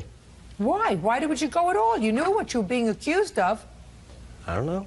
I just went. 3 out of 4 ain't bad. Did you say to your mother when she wrote out the check or paid them the money? Nothing. I didn't actually see that happen. Well, you knew she did it, right? Yeah, I didn't say nothing to her, though. You didn't say anything? No, I was... Like, thanks, Mom, for bailing me out, or I don't want you to pay this money because I didn't do this. I'd rather we spend the money on a lawyer so I can have a clear name. Didn't say that? No. Did you make an arrangement with your mother to pay her back out of your paychecks? No, I never set that up. Who did? I guess the lady that I was working for did. And how many days did you work after your mother gave him the money? I don't know, maybe 3 or 4. Why did you leave? Because they were harassing me. Who was at the harassing job. you? The bosses. They were talking about me in front of me, and I wasn't feeling comfortable about that, so I quit. And where did you go to work? I went to another job. I got a job at Dairy Queen. For how long? About a month. And where'd you go after that? That was just a couple weeks ago. I haven't had a job yet since then. The maximum limit in the small claims court in your jurisdiction is $3,000. Is that why you sued for $3,000? That's what you owe your mother. Who are you living with? My friend. What does your friend do for a living? He works in, like, he makes the glass for the slot machines in the casinos. Do you know that you sound to me like you're lost? Seriously. You sound to me as if you're lost, and unless you get control of your life, sir, it's going to be over before you know it. You can't be an irresponsible baby forever. Comes a time when you have to grow up and take responsibility for what you do and not make everybody else's life miserable. Your mother doesn't owe you anything anymore. Now you're on your own. Leave her alone. Judgment for the plaintiff in the amount of $3,000. That's all. Tyrone Smith claims ex-girlfriend Christy Bruffett lied to him about the paternity of her child. Christy is countersuing, claiming Tyrone has been harassing her. Mr. Smith, it is your claim that the defendant defrauded you and leading you to believe that you were the father of her child. You want attorney's fees and all kinds of compensatory damages. Ms. Bruffett says that you knew all along that you were not the baby's biological father, and she is counterclaiming for harassment and other stuff. I assume that there was a time that two of you were in a relationship. Yes. Yeah. When was that? 2001. Are you asking me? I wasn't there. No, it was in 2001. And when was your daughter born? My daughter was born January 7th, 2001. Were you together at the time? Yes. Yes, we were. I'm going to go to you. Your answer suggests that Mr. Smith was aware all along that he was not the child's biological father. I'm going to hear your explanation with regard to that. Yes, he was, Your Honor. We had started dating briefly when we were working together in December. December of 2000? Of 99. December of 99. Yes. He had left Minneapolis and went to Chicago for what he said would be a brief period of time when we first started dating, in turn being quite a few months. How many months? He left towards the end of January of 2000. He did not return until close to the end of April of 2000. Is that right? No. Ain't no way Chrissy told me that that little girl was mine, and I signed. Whether you went to Minneapolis. No. I was working in Minnesota, so ain't no way I left. Okay, keep going, Miss Bruffett. My child was conceived at the very beginning of April by Matthew Moore. When he returned, it was the end of April. He had known of me and Matthew's relationship, but was Don't persistent. tell me what he knew. Tell me what you said to him. I had told him that I was in a relationship when he had came back from Chicago. Matthew, in turn, towards the end of May, had left and decided he was moving to Florida, and me and Tyrone had started dating again then. But he knew, I told him that I was pregnant before he had came back from Chicago in a phone conversation. Is that right, sir? No, ma'am. Doesn't sound right to me. No, ma'am. Keep going. Okay. Up through the pregnancy, we were together, we were dating, all the way up and through my daughter was born. When my daughter was born, he had told me that throughout the whole time that he wanted to be a father to her. He would be that figure because Matthew was not going to return from Florida. Tyrone had told me that he wanted to be the one to step up to the plate. He would take care of her. We would be together. We had plans on being engaged or being married in the future. He had told me then that he didn't want his family to know he wasn't her father because they already did not approve of me and his relationship. Yana, okay. So at that point, we had decided that he was going to be her father figure. When she was born, I had told him that I wanted to leave the birth certificate blank in the case that Matthew were to ever return, and that was only fair. And he said that that wouldn't be viable to his family or mine. We argued back and forth about it. How did this all play out then after 2001? That's what I want to know. Because right now, the child is 6 years old. Exactly. And so I want you to tell me, Mr. Smith, what happened 6 years later that brings you to court today? Well, I was served papers for child support, and I hired myself a lawyer because I wanted Who to... filed the petition for child support? No, did, Your Honor. she applied for welfare. No, I didn't, Your Child Honor. I support. work full-time. I got papers in the mail being served that I was the defendant in a case regarding him taking me to court for visitation. I have to pay child support in our county in order to have visitation with my child. He brought the action, Your Honor. He is the plaintiff on both of these. Well, there was a motion in Hennepin County for child support. That was an action that he brought with He brought a an visitation. action for what? For child support? To pay child support? In our You county, brought you an have action to to. pay child support, sir? No. I never heard of that. I've been a judge for a very long time. See, Miss Bruffett, my problem is he's fighting the child support in this action. Exactly. He's fighting it. He doesn't want to pay it. He's saying, listen, I have no money left. You know, I have a 5-month-old baby. I live. Here's my rent. Here's my lease on my apartment. Here's what I earn. Yep. I can't afford to pay any more child support, so I don't get the fact that he petitioned the court for child support. Now, why do you keep looking for her, sir? Ain't nobody looking for Chrissy. You weren't looking for her? No.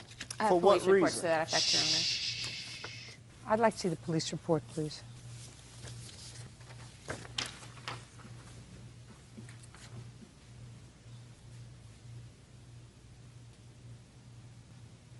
The only indication here that's interesting is he said he wanted to come over to see the child they have in common. And victim, that would be you, advised that he couldn't come over and that he's not supposed to be calling. So he said, I want to come over to see my daughter. And you said he couldn't. You didn't say it's not your daughter. Ain't no way I called. Shut. Okay. I do also have that actually in a court finding paper that when we were in court in front of a judge for this order for protection 2004, that I was very adamant through all of that she was not his child, and I just wanted him to leave me alone. That I want to That's see. all I've ever asked, is that he just leave us alone.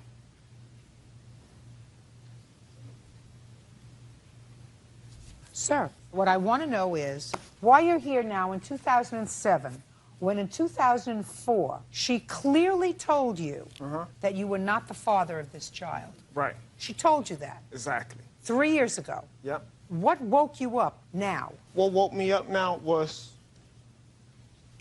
I don't know, it took Your me, Honor, he you has know, been harassing me for I 6.5 don't- years. yeah, but- This is just another form.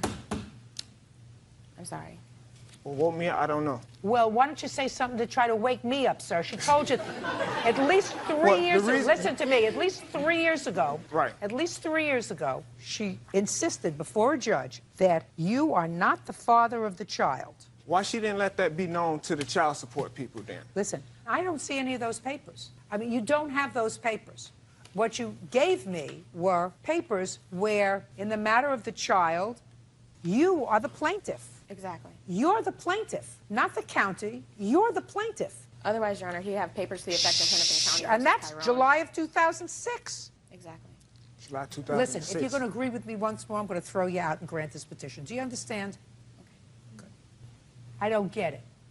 Yeah, I'm kind of lost too. You got me lost Well, too. I'm kind of lost too. I mean, you But- were told by a judge 3 years ago that she says you're not the father of the child. And now you want attorney's fees and court costs and everything else for an attorney that you just hired 3 years later in order to get visitation and have a blood test done, and you want the blood test done. She told you you weren't the father. Yana, I had to hire that lawyer because I didn't have an address. I didn't know how to serve her Your her Honor, my papers. address is private from him. She put an order of protection on me, so ain't no way I can get her address. What did you need her address for? So she can get served her papers. What for my, papers? For I don't want to hear visitation you. to see Don't you I get live. it? To see, visitation You to know, see I don't I think live. that you're worried about him because you keep interrupting him. You know, if you were cowering and worried about him, as you indicate you are in your answer, then you wouldn't be freely contradicting him. Maybe that'll get you to be quiet. How much support did you pay over the last 6 years for your daughter? 6 years, I just... Alleged daughter. How much did I pay? About $1,000. Show me. That was my daughter. Ain't no way I'm going to keep a receipt. Show me. You know? I did that from the kindness of my heart. You know? Ain't no way I'm going to buy that little girl Well- something and say, I want it back. No, I didn't say buy her something. I said support. You weren't living together for 6 years. Support. You got me on that one. Now, when was the last time, Miss Bruffett, that you alleged that Mr. Smith bothered you? The last incident was the last job that I had to leave because of him when I filed for that last order for protection Would you give in me the 2004. date, please? It was February of 2004. Well, that's a long time ago. It's over. Put a period. Finished. Yes. Not a good idea, if I believe you, which I'm sort of on the fence about. Not a good idea to insert somebody else's name on a birth certificate that is not biologically related to a child. It confuses the child. Put your hand down. Do you understand? I do. Unfair. I do. Unfair. Look what happens. She go try to get a kidney from him. And what'll happen when she's 18? Ridiculous. Mr. Smith, you are finally free. Yes, ma'am, I am. Thank you. I am. I dodged the aunt. And Miss Bruffett would really like you to leave her alone. Been there, done that. Long time And ago. I think that you're going to leave her alone. Oh, yeah. Been there, done that. I got a wife and a son that needs me more than anybody, you know. Your case is dismissed. It's over. Finished. Put a period. So is yours. Finished. Over. It's dismissed. Goodbye. Thanks, Your Honor. Shannon Hayes is suing her ex-boyfriend, Michael Dorland, for breaking the door handle of her car, breaking her cell phone, and an assault. Miss Hayes, according to the complaint that I've read, Mr. Dorland was your boyfriend for a period of time, and it is your claim that during the course of an argument, you were in your car, he damaged your car. Subsequently, I believe, he destroyed a cell phone that you had purchased, and he stepped on your hand, causing your hand to be injured. You want him to compensate you for those things. Mr. Dorland says none of that is true. You almost killed him in your car. He was trying to get out of your car. That you destroyed your own phone, and you also hurt your own hand. What happened first? What happened first was my car. Why don't you tell me about it? On September 10th, Mr. Dorland and I were driving, and we were staying at a bed and breakfast. We had been in an argument. We got in my car. We're driving away. Driving where? Towards Manitou Springs. I stopped at a convenience store, and he was getting ready to get out, and he went to open the door, and he yanked the door open.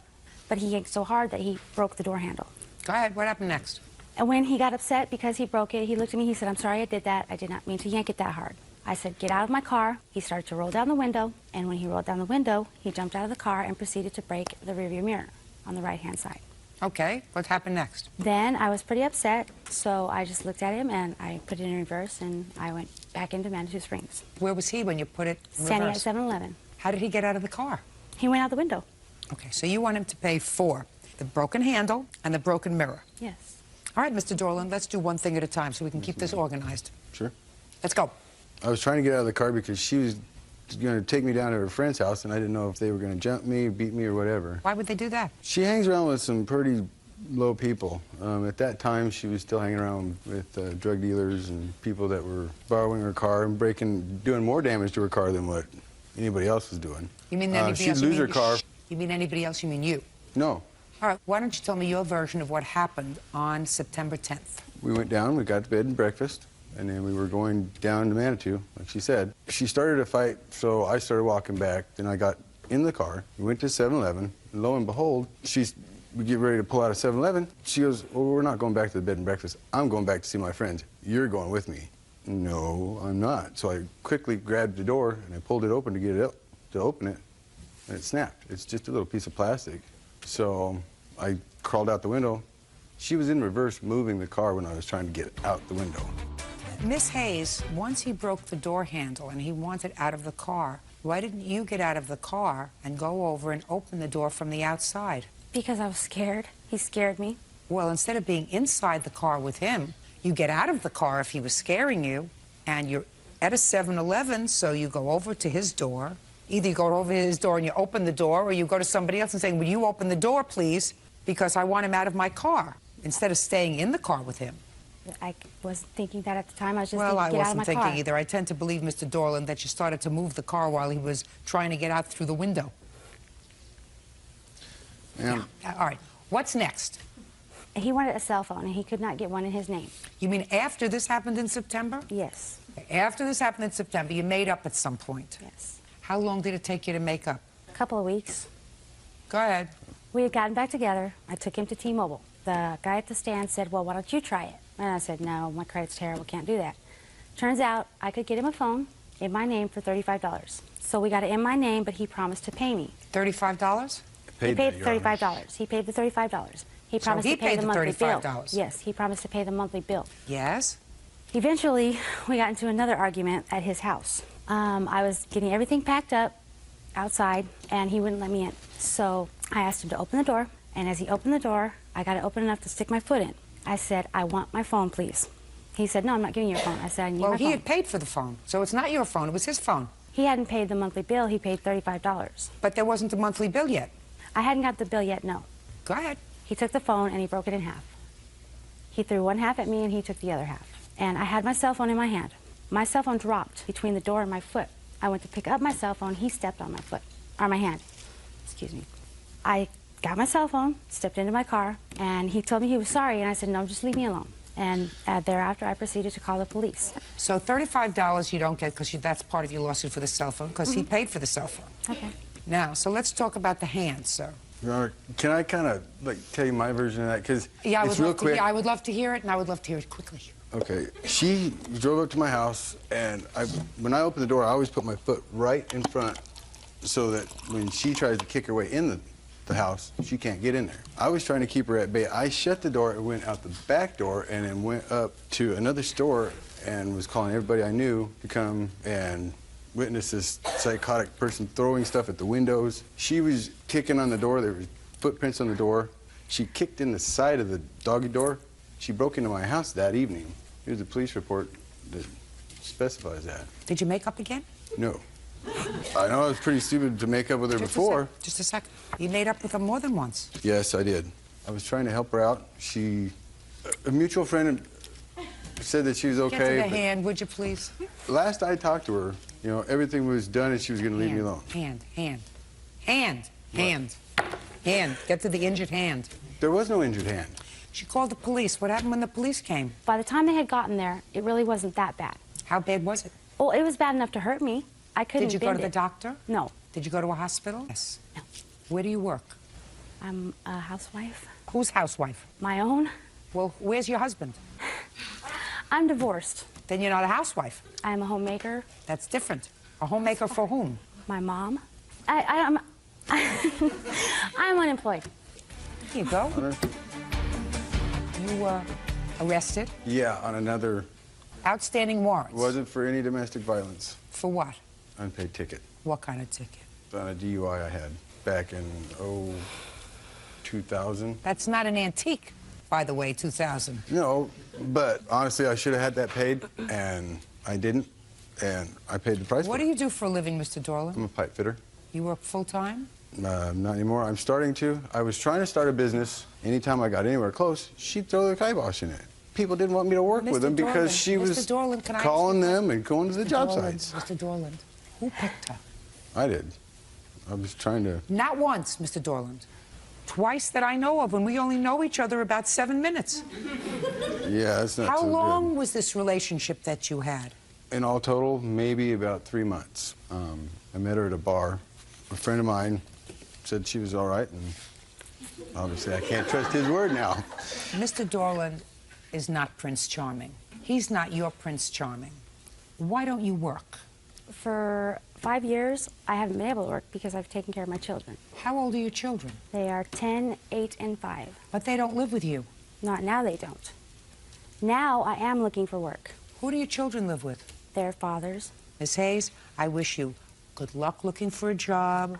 You and Mr. Dorland are no longer an item. Good. That makes me feel terrific. Me too, me too. The best news I've heard all day. Your case is dismissed. Goodbye, good luck. Have a very, very happy life. 25-year-old Kay Seychow is suing her former friend, 21-year-old Jessica Silva, for loans for a tattoo and to pay her cell phone bill. Miss Seychow, you and Miss Silva were friends, according to what I've read in this complaint and answer. And you claim that you made some loans to her. Miss Seychow denies that there were any loans. She said that the friendship fizzled out over some man, and that's why you're here. What man? My son's father. She started to hang around with your son's father? She started going on dates with my son's father and neglected to tell me. So you got angry? Correct. Are you still dating him? We never dated. We were just friends. They slept together. Miss Seychow, when was the first loan that you allegedly made to her? The first loan was for a tattoo on her back on March the 25th. Tell me about it. We wanted tattoos, so we went to the tattoo shop and She picked one out and I picked one out, and we both wanted to get it done, but she didn't have the money. So she asked me if I can pay for it, and I said yeah, and then I'll just have her pay me back later. So we agreed, and then we both got our tattoos. No. She acknowledges in her answer that you paid for the tattoo, but she didn't say that that's how it happened. No. What had happened was me, her, and another friend of ours, we all wanted tattoos. At that time that she wanted to get it, I wasn't working. I was going to school full time. And she said that she wanted to go get hers. I told her I didn't have the money at the time. And she knew that because I wasn't working, I have a son, I have other priorities, and that obviously was not one. She said that she'll put it on her credit card. I told her, fine, I'll pay half. I only have enough for half. She said, fine. I gave her $100. You weren't working. No. You're going to school. Correct. You have a child. Correct. Child lives with you. Yes. You take care of the child. By myself, yes. Who supports the child? I was getting help through the county for my son. You were getting welfare. Correct. So you were getting welfare, and you laid out, if I believe you, $100 for a tattoo? Correct. I had just got my taxes out in February. I got $6,000 back for taxes. You got $6,000 and the government was still giving you money? Yes. This is some good country. I would agree. What else did you give her money for? After we got the tattoo done, we went over to my place, and her phone was about to be shut off because she was late on her payment, and she asked me if I can also pay the $300 for her phone bill, and I agreed if she would pay me $50 each month in return. And she agreed, so I made the payment on my credit card, and I have the bill for that. No. She wanted to go out of town. She did not have cash on her. I did. I had a phone bill that I needed to pay. I agreed to give her the cash if she put my phone bill on her credit card. I paid her. I don't know where that comes from. I don't know how she still brought that up. Okay, if she did not have $170 to pay for a tattoo, how It she didn't wasn't have the same $300 day. cash to give to me? Show me the date of the tattoo. March 25th. And what was the date that you paid the phone bill? March 25th. Show me.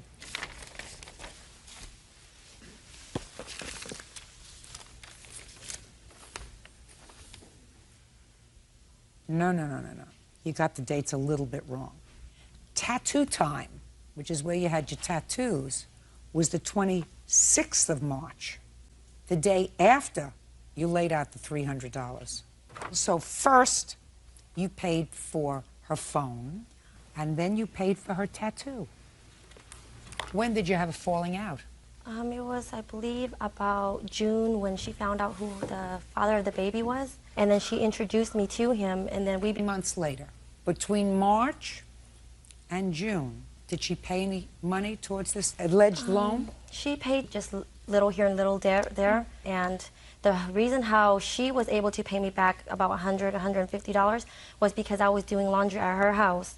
And each month I was giving her $25 to do laundry. Instead of giving her the money, I would deduct it from what she owed me.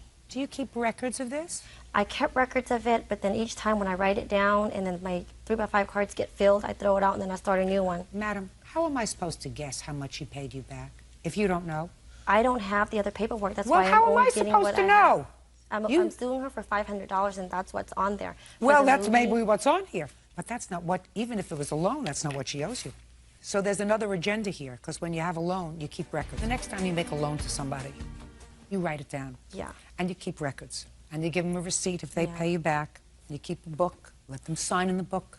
Otherwise, you come to me, and what you're asking me to do is guess. Guess how much, if anything, she owes you. And I refuse to do that, because I have a sense that this is more about this friendship and this guy than it is about anything else.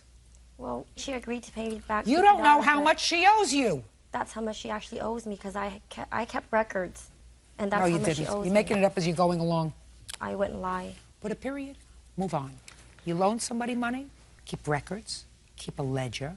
Not, I don't have any records because I put it on a card, and when it gets filled up, I throw it out. What's the point in keeping cards if it gets filled up and you throw it out? This is a precise place that we're at. We're at a court. So if you make a loan to somebody, it's your responsibility to keep records. It's not my responsibility. It's yours. You got it? I understand. Parties are excused. You may step out. Sharon Martina Napolitano is suing the mother of her daughter's boyfriend, Deborah DeSimone, for damage caused to her Toyota Camry while the car was in her possession. You two lovely ladies are neighbors, and you each have a child. You have a girl, you have a boy. They're dating each other. Yes. This is your complaint. You allowed your daughter, this young lady right here, to use your car.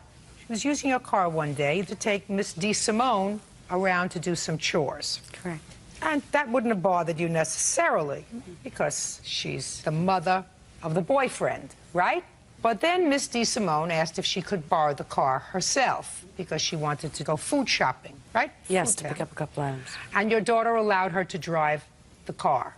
The car was damaged. You want Miss DeSimone to pay for the damage to the car. Absolutely. Miss DeSimone says she took the car, went into Food Town.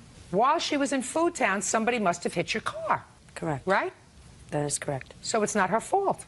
That's what you're saying. That's correct. We'll see. What year is your car? It's a 1995 Camry. How long have you had it? Approximately a year. So you bought it secondhand? Yes, ma'am. How many accidents have you had? I've had one other one where I was hit from behind at a red light. So you had a rear end damage to the car? Mm. Bumper or? Bumper. Bumper. Only the bumper? Only the bumper. Was the car fixed? No. On September 6th, what kind of damage was done to your car? It would be the right quarter panel. Do you have a photograph? Absolutely. I'd like to see it, please. Here's before and after.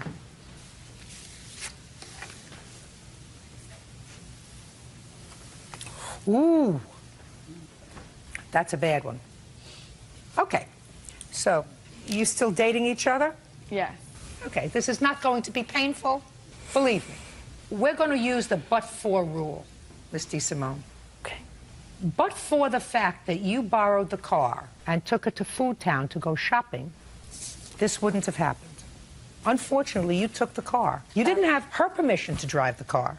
You had her daughter's permission to drive the car. Actually, there was a couple of things that happened prior to that.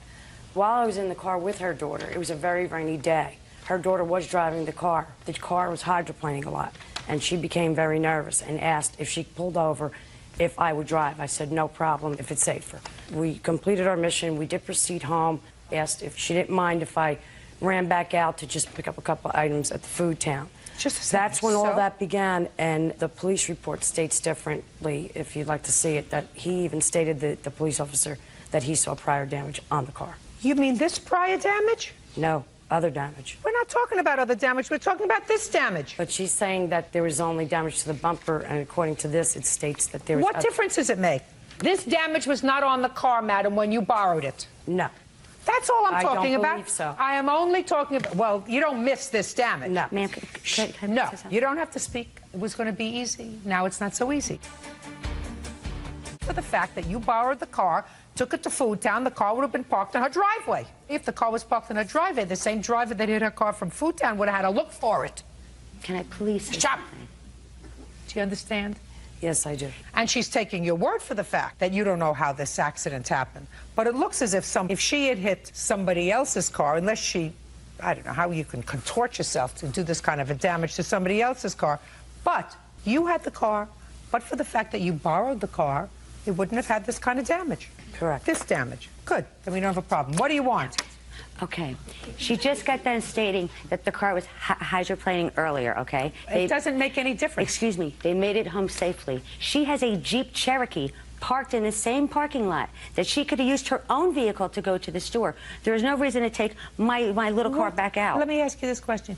Now you're getting angry, and you already won.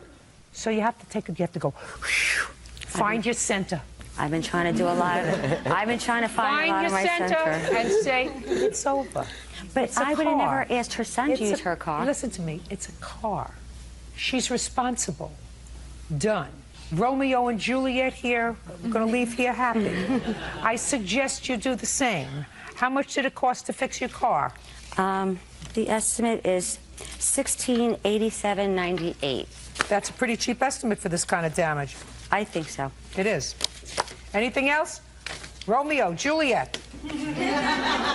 Judging for the plaintiff in the amount of $1687.98. Thank you. That's all. 26-year-old Lauren Wilson is suing former roommate Natasha Safai for destroying her clothes and other belongings. She is also seeking the return of 1 month's rent. Miss Wilson, the defendant was a friend of yours, and there came a time, sometime last year, that she invited you to come down to Florida to live with her. For whatever reason, you decided to take her up on that offer and move to Florida from where? Salisbury, Maryland. The understanding, according to you, was that the first month she would forgive the rent, right, and then you would be able to get a job, start paying your share of the expenses. According to you, you got down to Florida in November. It was the first week in November, yes. And according to you, at some point in November, you gave her a check for $175. No, it was cash. Cash. For $175 for next month's expenses. In anticipation of December's rent, yes. When did you give that to her? I think it was about the 11th or the 12th of November. Is that correct, Ms. Safari? Yes. Good. So mid-month, you gave her rent towards December. Right. And then you had a falling out. When was the falling out? It was pretty much steadily. We were just bickering all the time. What was the date she told you to leave? It was the 16th of November. And at that time, she told you that you had 24 hours to get your stuff out. Right. Is that right? Yes. And you claimed that when you finally were able to get all of your stuff, some had been destroyed. Yes, with a bleach. lot of it. Had been destroyed, and some electrical items that you brought had been placed outside on the front porch, and by the time you got to get them, they were gone. Right. Ms. Safai says that she did not destroy your property, and she put out the property because you did not come within 24 hours to get your property. She wasn't keeping it in the house, aside from the fact that she thought you were staying home all day fooling around with her boyfriend. Right. Which is why you told her to leave. Yes, it is. Right? Yes. What made you think she was fooling around with your boyfriend, Miss Safai? Because a roommate that I had staying there that was getting ready to move out was also home during the day, and she was informing me that Lauren and my ex-boyfriend were spending a lot of time together during the day in the room. They were also making phone calls back and forth to each other. So did you confront your boyfriend? Yes, I did. What did he say? He said that it wasn't true. But I trust the girl that, had been my roommate.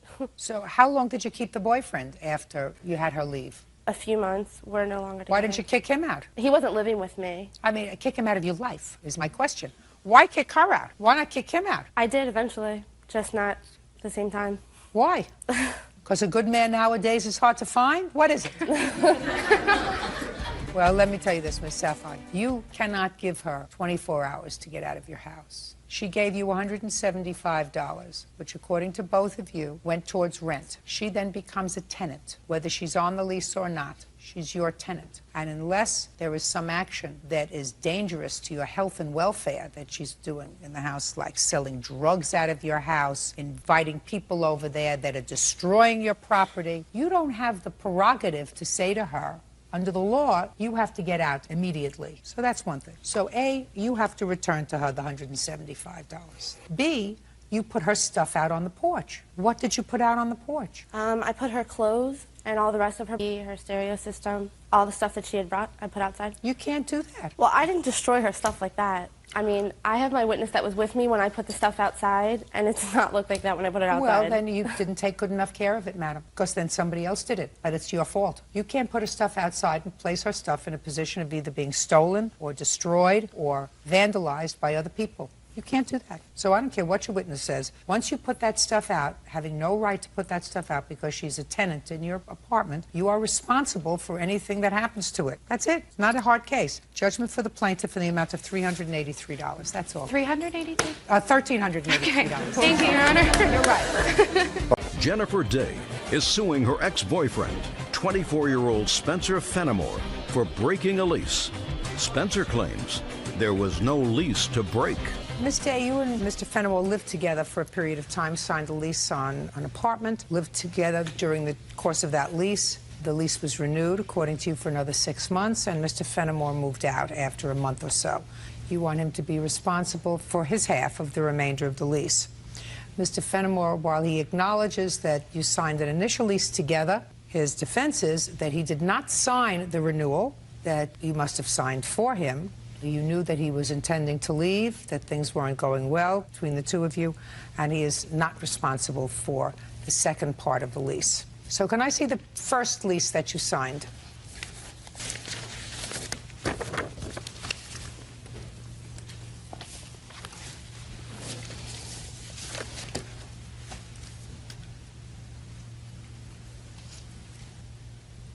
When did you move in together? It was, I believe, December 2004. Well, the lease was signed November 2005. I think it was 2004. I'm not real correct on that. Well, what am I looking at? November That's 29, probably 2005. What? That's probably our renewal lease. I didn't ask for the renewal. I asked for the original lease. This isn't the actual lease, but it's part of the first lease that has the 12/8/04 date that Spencer Can I was see speaking it, of. please? Okay. So the original was signed on 12/8/04, and you claim the renewal was signed by him on November 29th, 2005. That's correct. Is that right, sir? Yes, Your Honor. Did you sign the renewal? Yes. You said in your answer you didn't sign the renewal. I signed the renewal that went from November 2005 until May 2006. She's suing me from May 2006 to November 2006. Got it. So who has that renewal? The one that I handed to you shows that we went in the office and verbally renewed, and I have a letter from the office dated June 1st. You can't verbally renew. Cannot verbally renew a 6-month lease. That's ridiculous. He says he did not renew the lease. You have no proof that he did renew the lease. If he didn't want to renew the lease, Your Honor, he shouldn't have stayed there till July. Because then you can have a month-to-month tenancy. Okay. You can have a month-to-month tenancy and pay Correct. every month until the landlord says, listen, I don't want to give you a month-to-month tenancy anymore. You have to leave within 30 days. Then you leave. Right. But you can't obligate him. Sorry. Case is dismissed. 22-year-old Catherine Govis is suing the father of her child, 23-year-old Brian Epley, for the value of a computer. Brian claims he supported Catherine the entire time they lived together.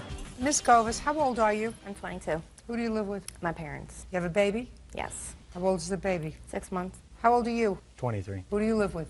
My parents. Well, there was a time that you lived together because you have a child together. That didn't last very long, and according to your complaint, he owes you for a computer that you purchased on your credit while you were together. Mr. Epley says that you left the computer when you left him, and you left the computer because he had supported you for 6 months while you were pregnant, and your arrangement was that you were each supposed to contribute to half of the expenses for the house. Yes, ma'am. Oh. Is there any reason why you decided to have this child? We were together for 3 years off and on. Together off and on, Miss Govis suggests to me that when it was off, it was because it wasn't good, right? Yes. Did you think having a baby was going to make it better? No. Your parents, did they have other children? Yes. How old are they? We're all 2 years apart. I have older brothers and sisters. So all of a sudden, your mother's taking care of a baby again? Yep. Terrific. And you don't even live in the same state. No, ma'am. Do your parents see their grandchild? No. I'm just suggesting to you that you just think about things before you do them. Like buying an expensive piece of equipment on credit. Now, you want to tell me how that came about? He was going to school and working at the same time, and he was working nights, so for him to wake up and go to the library to use a computer and all that, it was too difficult and too time-consuming. So he asked me to get him a computer on my play credit. with your nails. Sorry. He asked me to get him a computer on my account because he has bad credit. My parents paid for his bankruptcy, which was a couple months prior. He got that all settled, and then in February of the next year, I got him the computer. And 3 weeks later, we broke up. Were you pregnant when they paid for his bankruptcy? No. Your Honor, they didn't pay for my bankruptcy. It was $600 for me to file bankruptcy. I only had $400 of it at the time, $100 that I didn't have to go ahead and file for it. Did you pay him back? Yes, ma'am. No, he did not. My father would not take the money from him. But you offered. I offered the money. Oh, that's fine. So, you put it on your credit card. When you left, what was the discussion about the computer? That he would have it paid off by August before the finance charges started coming in. Oh, so you bought it for 6 months free Yes. financing. And you did discuss it when you left? Yes. Tell me about the discussion. He said that he would have it paid off by August before the finance charges because he didn't want to pay any extra money on it. He told me to go ahead and send in for the $100 rebate and send that in towards the computer, but I never got the $100 rebate back from it. Did you send in for it? Yes. I don't know if I put the old address and it just didn't come within the time frame of my change of address or what. A detail. Yeah. Okay, Mr. Repley. Let me hear. Okay. We moved in together on January 1st of 2005. I moved her down there from Illinois. That's whenever we got together, and I told her at that point in time, you know, I wasn't in a hurry for her to get a job, but I would appreciate the help. We lived there for 4 months, and then we moved into a more expensive place, and I told her I needed her help at that time. We agreed she would pay half the bills and half the rent to help me out, as well as I was going to school full-time and working full-time. So whenever she left, she said, okay. No. Okay, needed help. And when you told her you needed help and she agreed to pay for half of the expenses, sir, in what month was that? That was in February of '05. And in what month did she become pregnant? I believe it was September, October. August. Between February of '05 and August of '05, did she work? For about a month, Your Honor. Did you work? I worked for about 3 months. Who did you work for? I worked for temp service. What'd you do with your money? Gave it to him. You contributed your money to the household? No, ma'am. And we got a car together, and I paid for the car payment, the gas, Whatever. and She wasn't insurance. spending the money on drugs. So she was contributing what she could to the household. And in August, you became pregnant. Yes. So you stopped working? No. I was working up until November. So you stopped working and you didn't contribute anymore? No. All right, now you tell me, sir, about the conversation you had about the computer when she left. Whenever she left, her family came to Indiana to help her pack up to move back. And she said, you know, she only worked for a total of, it might have been 2 or 3. I don't care. I don't care, sir. That's irrelevant to me. But she owed me for the half of the rent for all the She months doesn't that owe she you for didn't anything. work. I just want to know what she said. She said, you can have the computer for the money that I owe you for all the expenses that you've paid to take care of me during this time. You mean you never had the conversation with her, I'll pay you for this computer by August? At the point whenever we broke up, I talked to her a couple months, like No, a month no, later. look at We me. were talking. I asked you a question. That requires a simple answer. Did you ever have a discussion with her that the computer would be paid for by August? Yes, ma'am. Why did you decide not to do that? Because I felt that I did not owe her anything, Your Honor. Well, feel. That's what we're talking about. So you see, you did have the discussion. Yes, ma'am. How much does he owe you for the computer? After everything, it is now $1,750.79. So, Mr. Repley, this is the situation. If you move in with somebody and things don't work out, that's one thing. She moves on, you move on. Takes two to tango, takes two to make a baby. Takes two to have a problem if they don't want to have a baby. I believe her that she worked on and off, not consistently, not like you did. Maybe that was a good indication that you didn't want to get involved with somebody who was not keeping up their half of the bargain, right? Yes, ma'am. Then what you don't do is have a baby with her. And there are things that you can do in order not to do that, right? Yes, ma'am. You owe us $1,750. You still have the computer? No, ma'am. Why not? I sold it. Why? Because I did a change of jobs and I was hurting on money, so I had to sell the computer. Well, this is going to hurt even more. So now you don't have the computer. You have to pay for it. Yes, ma'am. $1,750. That's all. Step back. Charnita Christopher is suing her former friend and child care provider, Vashni Dixon, for her share of money paid to Vashni by the state. Vashni is countersuing for unpaid child care fees. Miss Christopher, Miss Dixon was a friend of yours. Yes, and it is ma'am. your claim that at some point she needed some assistance. You needed some assistance with child care, and the state was paying for your child care costs. Yes, You engaged Miss Dixon to watch your children with the following arrangement, that she would share those child care responsibilities with your aunt, and then they would split the check. It is your claim that when Miss Dixon got the check, she kept the whole check for herself, and you want half the check so that you can give it to your aunt. Yes, ma'am. Miss Dixon says that there was no aunt, that she watched the children, but that you wanted her to split the county check. You would keep half, and she would keep half. And she felt that that was very unfair since she had the responsibility of watching the children. She has a counterclaim, and her counterclaim is nonsense. Her counterclaim wants you to pay the difference between what the county paid for child care and what she thinks she deserves for child care, the overage, because that's what it says in the contract from the state. Well, that's not the contract you had with her, Miss Dixon. When she told me, we made the agreement. Miss Dixon, that wasn't your agreement that she was going to pay you extra. She was supposed to pay me $4 an hour. The state was supposed to pay that to tell me that they wouldn't pay all of that. It's her responsibility to pay. It's not her responsibility. How is it not her responsibility? Because I say so. Because that wasn't your contract with her. Now, how many children do you have? 3. How long have you been receiving child care money from the state for the 3 children? Approximately a year. Starting when? It started again March 27th of '06. And where were you working in March? I wasn't working. It was for me to be able to look for employment at that time. Well, did you find employment? I found employment July 3rd. I was hired at Glamour Shots. So you're telling me from March 27th until July 3rd, the state was paying you to look for a job? Yes. To watch your children? Yes, ma'am. When did she start to babysit for you? August 7th, 2006. And where were you working at that time? I wasn't working. Well, what happened to the job that you started in July? Oh, August, Glamour Shots. I'm sorry, Glamour Shots. Are you still working there? No, ma'am. When did you stop working there? It's very easy to find out by calling them. When did you stop? August 15th. I have my check stubs. All right, so you worked there for a month? Yes, ma'am. And why did you leave there? Because they weren't giving me enough hours. Well, so you left that job because they weren't giving you enough hours, and you went to the situation where you weren't working at all? Yes, ma'am. There was a lot of other issues with that job. So the county wasn't really getting a great bang for their buck by paying for your 3 children for daycare while you're looking for a job, and you had a job for a total of 1 month when you quit because they weren't giving you enough hours. Something doesn't sound right there, Miss Christopher. So she started working August 7th, and now a week later you're not working. So what are you doing when she's watching your children? Out looking for work. What does that mean? I have to go to the workforce center, and they work with me to help me look for work. Well, how many days a week do you go to the center? It could be 4, sometimes 5. Could it be 3? It depends on what my job counselor... When did you go to work? Where did I go to work?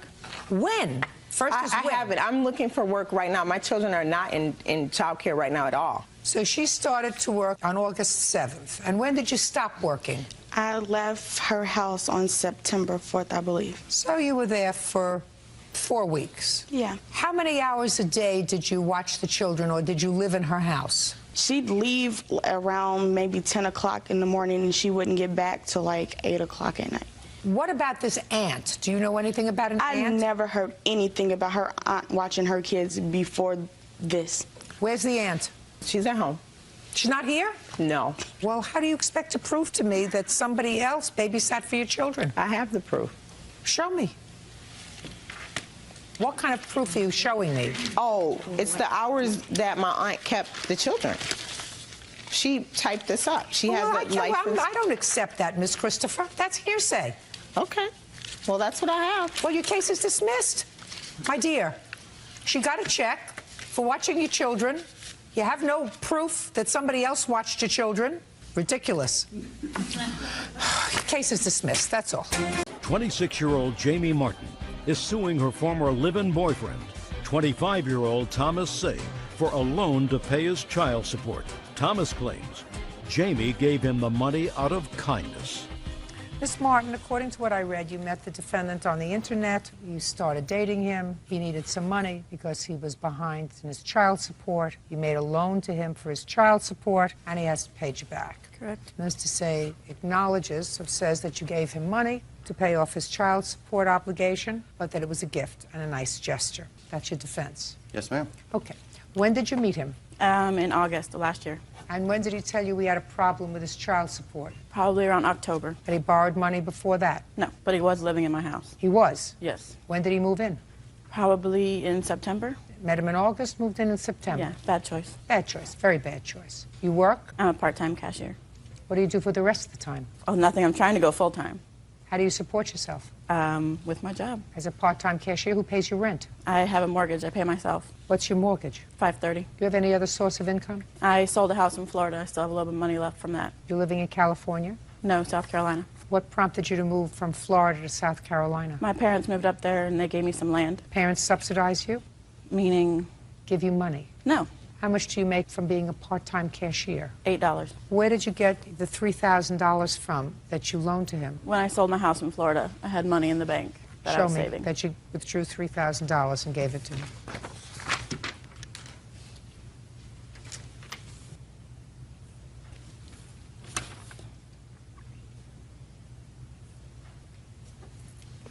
When was he supposed to pay you back? It was supposed to be an every month payment, no less than $100. And when did you stop seeing him? I kicked him out of the house in November. Why? Because he was getting to the point where all he wanted to do was go drinking and not coming home at night, so I decided I didn't want to put up with that. Perfect. Sounds like a plan. Yep. How many children do you have, Mr. Say? 1. How old? 2. And where does that child live? With me and my wife. She didn't kick me out. I was separated. And when I went back to my wife, I left her. Okay. That's when all this came to the head. Fine. But she gave you money for child support. Yes. Why were you behind in your child support payments? It was based on income that I wasn't making any longer. Because you can't hold a job. Listen, Ms. Martin. I'm sorry. They based the money that I was making when the child support was set up was based on about $70,000 to $75,000 a year. I was making about half of that. Every month when I would send money, it fell further and further behind. We were supposed to revisit the issue in November. However, right before the court came, that's when she gave me $3 grand. It was a gift. It's your kid! Yes, ma'am. You idiot! It's not hers. If you fall behind in your child support, you pay for it. That's what it is. It's for a parent to pay child support. What's wrong with you? Don't you have any pride at all? Yes, ma'am. Where is it? Show me. Where is it? I left it at the house. Right. I don't think you're adorable, sir. She may have found you marginally attractive when she allowed you to move into her house for some bizarre reason. I have to tell you, whatever it is that you think you have, it eludes me. I'm sorry, It eludes Your Honor. me, sir. I'm sorry, Your Honor. It eludes me. You know, there are acts sometimes of sheer desperation that bring people together. You are one of those sheer desperations. When you have an order for child support, you live up to your responsibility, and you do not rely on strangers to take care of it. Do I make myself clear? Yes, ma'am. Now, why in the world your wife took you back, I have no clue. You have family that's living? Yes. They must have prayed very hard for her to take you back. Must have. It is not Miss Martin's obligation to support your kid, which is a boy or a girl. It's a little girl. Wonderful. I'm sure you absolutely adore her. Has Miss Martin ever met her? No, ma'am. Never even exchanged a meal with her. Why in the world do you think that she'd want to put bread on her table? She offered it when I went. We were. Well, he's going to answer me. He's going to answer this question. Rather than just accept his whooping, he is going to actually answer this question. Let me explain something to you, sir. Where do you come from? South Carolina. I do not find you adorable. I find nothing about you adorable. I think that you're an irresponsible fool. You owe her $3,000. Pay her. That's all. 20-year-old Kyle Jones is suing his mother, Barbara Crooks, for a loan to pay her bills. Barbara says her son is ungrateful. Kyle, this is your mom. Yes, it is. It is your claim that you loaned your mother $2,000 that she needed when she ran into financial trouble with her mortgage. And you loaned her that money from your college loan fund. You were going to college at the time, and evidently you were taking out some financial aid? Yes. There was an agreement with your mother that she would pay you back so much per month. You claim she didn't do that. How old are you, Kyle? I'm 20 years old.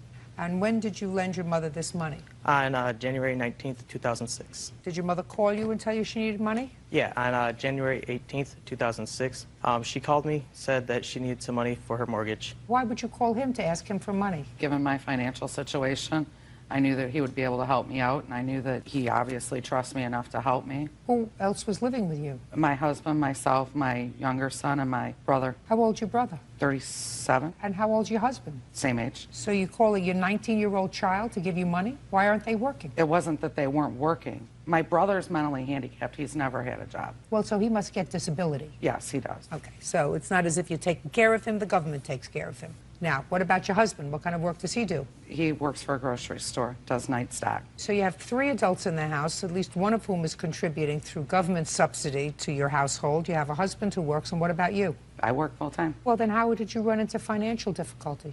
You have 3 people all bringing in money into a household? How did that happen? No savings, unexpected bills arise. Like what came up in January of 2006? It wasn't just January. In December, I got very ill. Okay, so January? In January, I had just a burden of bills. I felt as though if Kyle helped me out, I would be able to pay him back. There was never an agreement stating that I would pay him back X amount at any certain time. It was, Kyle, I will pay you back as soon as possible. No sooner did I start to give him some money, I found out I had cancer, ended up losing my job. So well, what if about I wasn't, just a minute, what about your husband? His income alone was not enough to cover our bills. I'm the breadwinner in our house. Always have been. Well, you don't expect him to eat this $2,000, do you? I don't expect him to eat this $2,000, all of that $2,000 Show back. me. I don't have receipts. If you have a 19-year-old living in your home... Okay, so you're telling me you don't have receipts for paying him back, but what you did was you allowed him to live rent-free and you gave him spending money. Oh, and I actually have some receipts where I paid his doctor's bill. I have receipts where I've paid to repair the damages that he's done to my home with his BB guns, with his homemade potato launcher or whatever it is. You know, it's not as though I just didn't give him money. I gave him money, but never thinking that I should have to get a receipt from a child who lives in my house, who I support. Absolutely, madam. You wouldn't have to get a receipt. You wouldn't have to keep notations unless you would borrow $2,000 from him that you said you were going to pay back. And you did say you were going to pay him back, because ultimately he has to pay back the government that $2,000. That's not free money. I know. I went to school myself. I obtained my degree in 2002, working full-time, going to school full-time, and raising an ungrateful teenager. If I only had 5 of these ungrateful teenagers who went through college on student loans with no help from their parents... No help from his parents. Well, I don't hear any money that you gave him towards tuition, room, and board when he was living in school. Did you pay his tuition? Did you pay his room? Did you pay his board? Did you pay for his books while he was living in school? No, I didn't. Well, that's what I just said. He had no help from you. He took out student loans, he took out grants, and you took money from that to pay your mortgage. When you have 3 adults in your house, one of whom doesn't work but gets government subsidy, I'm sure substantial government subsidy, because it's at least $600 a month. Would that be a fair statement? Yes. Of course. And I say at least. And your mortgage is how much a month? $1,000. $1,000 a month. So his money alone practically covers the mortgage, so that it's just the rest of the bills that you have in the house. Can I show you some email and some evidence from him? Evidence that shows what? The damages that he's done to my home. I wouldn't think of suing him. That's what teenagers do. Oh, they put Under BB ordinary holes in every wall of your house. Let me tell you something, madam. You owe him $2,000. Be a good mother. Judgment for the plaintiff in the amount of $2,000. That's all. Parties are excused. You may step out. 22-year-old Lindsay Allen is suing eBay seller 26-year-old Karen Stevens for selling her a fake Louis Vuitton purse. Karen insists the purse is real. Miss Allen, you purchased what you believe to be an authentic designer bag on the internet from the defendant. I think you paid $250 for it. When it arrived, it was your belief that it was a fake. Yes. And you spent another $35 to have someone examine it. And you are going to be showing me, according to your complaint, that it was determined that the bag was, in fact, a fake. Yes. Ms. Stevens says there is no way that the bag was fake, and she's going to prove to me that the bag was authentic. Can I see the bag, please? Yes. Why did you want this bag, by the way? I just have always wanted an authentic Louis Vuitton purse. I did not know that what I was getting was a replica. I do have a real one here to compare. I'd like to take a look at it, please.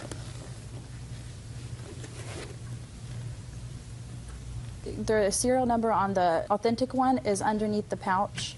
This pouch? Yeah, the interior pouch, right underneath it. Oh, you would never know that unless you looked very carefully. And there's no serial number on the replica as well. As you can see also, the stitching is uneven. In authentic Louis Vuitton purses, the stitching is usually close to perfect.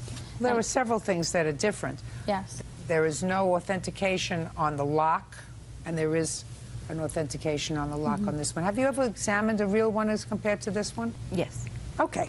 Ms. Stevens, what do you do for a living? I'm a stay-at-home mom, and I sell on eBay. Where did you get this bag from? My mom. Where did she get it from? A good friend of hers. It was actually a gift. Well, it's a fake. I don't believe that it is. Yeah, it is. Sure it is. Would you send it back to her? She's going to look at several things.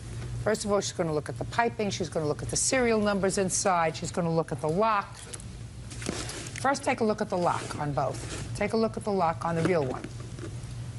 Turn it over. One also has a serial number on the bottom. The one that you sold her does not. Yes. Now open up the real one. Open up the flap, and you'll see a serial number underneath the flap. See the serial number? Yes. Open up yours.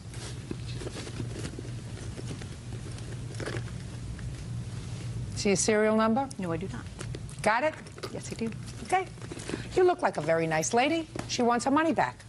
When did she call you and tell you that she wanted her money back? She emailed me the purse saying that it was fake, and I said that I didn't believe that it was.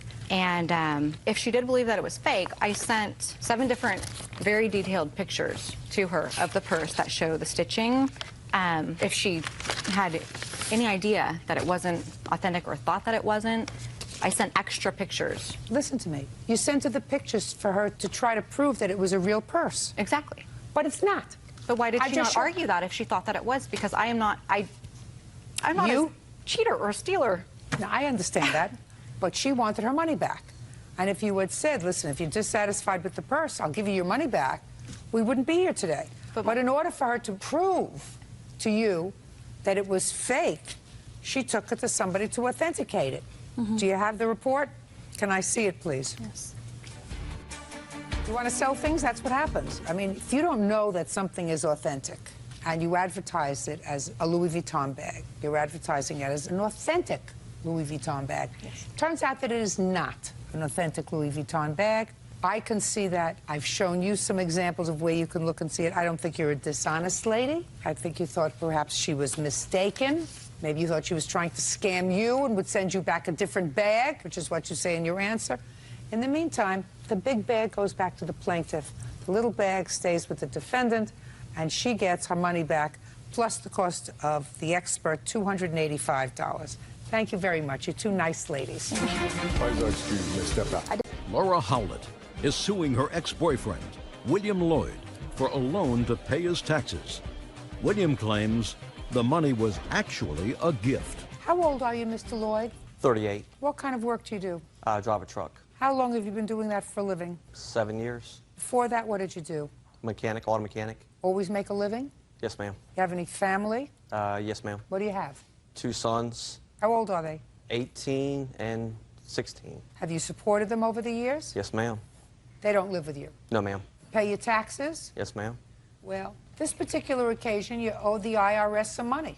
Yes, ma'am. Which means at some point you didn't pay all the taxes you were supposed to pay. Somehow, during my W-2s, my dependents got messed up. That's why I owe taxes. Well, your dependents didn't get messed up. You've always had only 2 sons, right? They weren't messed up. No, ma'am. Talk about on the regular taxes you filled at the beginning of the year. I had more dependents on it than what I should have. That's why I owe taxes. Well, when you had more dependents, where did you get them from? Ma'am, I only have 2 children. Right. So how could you have more dependents? I filled out the paper wrong for my taxes. Fine. And whose problem was that? That was mine. And whose mistake was that? That was mine. Whose bad was that? That was my bad. Now, Miss Howlett, this is your case. Yes, this used to be your boyfriend. Yes. And he had this debt to the IRS. Mm-hmm. You paid the debt, according to the IRS, for him. I did. And you want him to pay you back. And Mr. Lloyd says it was very nice of you to pay that debt, but it was a gift. You took that upon yourself, and he has no intention of paying you back. Not at all, no. So, how long did you know him before you paid this debt? We started dating in May 2006, and I paid the debt August 24th, 06. You a working lady? Yes. What kind of work do you do? I'm a dispatcher. Trucks? Yes, for a petroleum company. Is that the trucking company he works for? No. No, ma'am. Mm-mm. Sorry. Do you ever watch this program? I do. When you watch this program and you see women standing in the position that you're in, I know. And you say to yourself, how could they be so stupid? What did they see in him? Why would they want to take their hard-earned money and give it to that piece of nothing? I would never do anything so stupid. Didn't you say that to yourself? I did, and I'd say it to myself now about myself. So tell me how it came about. We started dating May 06. We got serious pretty quick. I discussed with him moving in with me when his lease was up September 15th. Okay. Yes. He kept getting the bill from the IRS that he had made a payment plan. He made a payment plan with the IRS? With the IRS, yes. What was your payment plan with the IRS? $100 a month. That sounds great, sir. Yes, ma'am. So what happened? I was making $100 payments a month. And were you living together at the time? By the second payment, yes, ma'am. Okay. Sorry. And she saw you making this $100 payment? Yes, ma'am. When I would go over to her house, I would give her $100 cash. So you would give her $100 in cash? Yes, ma'am. And then she would pay it over the computer. Just simpler than send it by. To the IRS? Yes, okay, ma'am. good. Go ahead. And then the third payment, of which we're here for now, for I don't know why, she was on a computer, and I asked her if she would make my payment for me. And she said, yeah, when she got done what she was doing.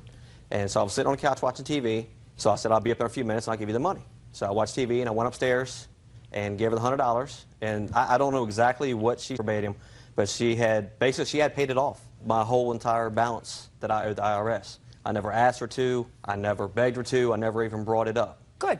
So you had the $100 in your hand. Yes, ma'am. What did you do with the $100? I gave her the $100. Did she take it? I believe so. Oh, so she paid the $21.97 to the IRS, and you gave her $100, which she accepted because you were paying her instead of paying the IRS.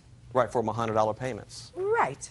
Keep going. After I gave her the $100, I assumed that she made a $100 payment, just like she had done for me before. Right. And then turned around and she had paid it off. So? I never asked her to. I never... No. And what happened the next month? Did you give her $100 next month? No, ma'am. Did she ask you for it? That month, I believe I had moved out by that time.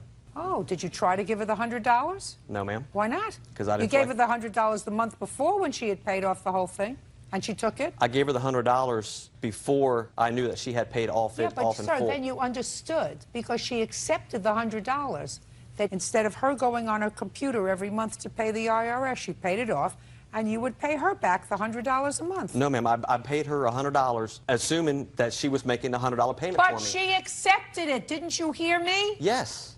But I had made the payment after the fact she had told me she had paid it off. If I asked her to pay it off, why would I set the payment plan with her when I already had it with the IRS? You understand what I'm saying? Mr. Lloyd. Yes, ma'am. Who screwed up with the IRS? Most of the people at the IRS. No. Who screwed up with the people at the IRS? I'm talking to you. Who screwed up with the IRS?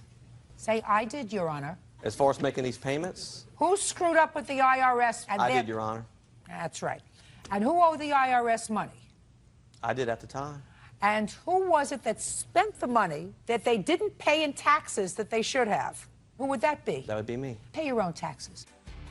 Yes, ma'am. You do a crime, you pay your own penalty. You owe the IRS money. There are certain things that are positive in this life, sir. One is death. And taxes. And taxes. Everybody has to pay them. What kind of pain is there if somebody else pays your taxes? Do not answer me, sir. If you get away without paying your taxes, sir, by saying, well, she paid it off, so I don't have to pay the IRS back $100 a month until they're all paid off, what lesson does that teach you?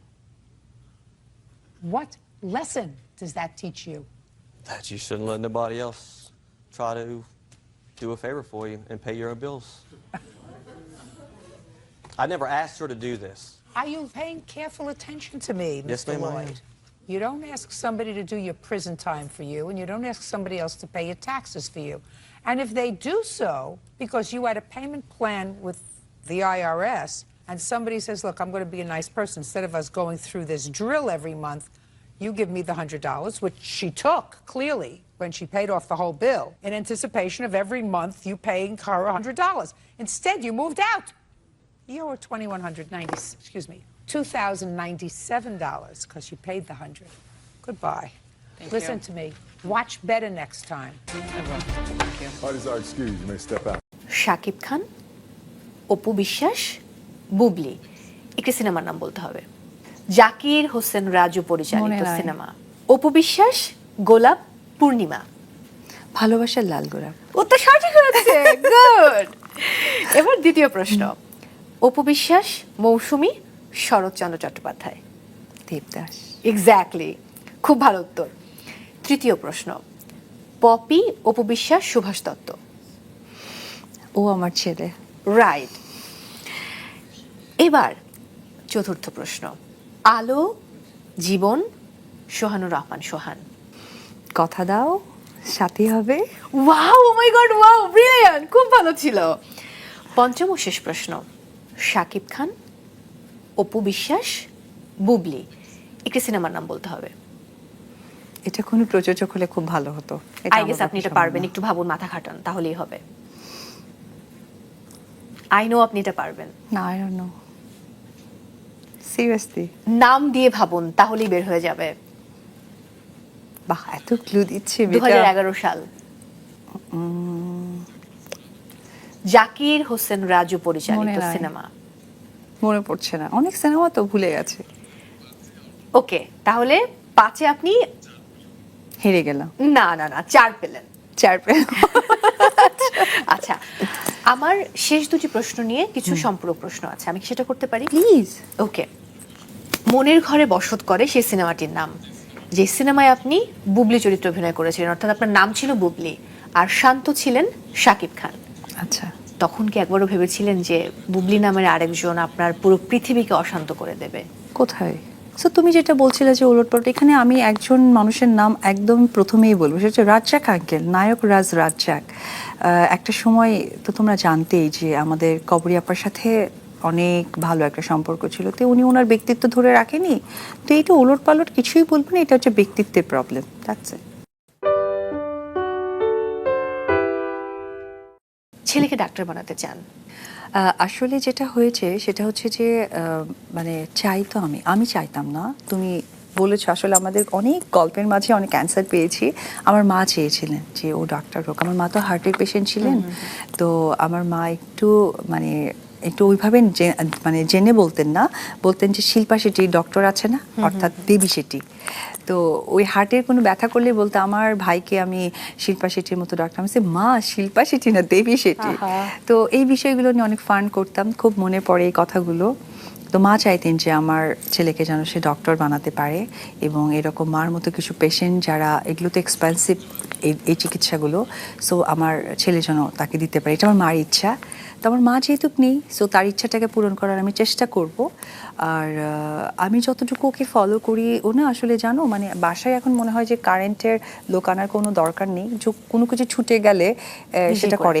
Even তো আমি তোমাকে বলি, এটা আমার জানা ছিল না, রিমোটে যে আমরা পাওয়ার বাটনে চাপ দিই, তো পাওয়ার বাটনের ওই যে ইয়েটা ছোট্ট একটা যে ইয়ে থাকে পিনের মতো, ওটা ছুটে গেছে। তো আমি ওদিনকে একটু দেখবো, নিউজ দেখবো, তো আমি এরকম করছি, হচ্ছে না, তো আমি চিৎকার করছি, এই আমরাম, ওকে চিৎকার করে ডেকেছি, ও এসেছে, এসে চিপটা দিয়ে অন করে মানে কি যে একটা ফানি ব্যাপার। আমি হাসতে জয় আপনাকে মানে দোয়া পড়ে ঘুম পাড়িয়ে দেয়, আবার ঘুম থেকে জাগিয়ে দেয়। একদম একদম, এটা একদম ঠিকঠাক। শুধু তাই নয়, আমি যদি বাইরেও থাকি, অনেক সময় হয়তো বা 1-2 দিনের কোনো কাজে আমি ওর কাছে নিই, ও ওভার দ্য ফোনে আমাকে দোয়া পড়ে দেয়, এবং প্রত্যেকটা সময় ঘুমানোর আগে গুড নাইট মম, টেক কেয়ার, আমার জন্য টেনশন করো না, মানে এটা তার রেগুলার মুখস্থ কথা।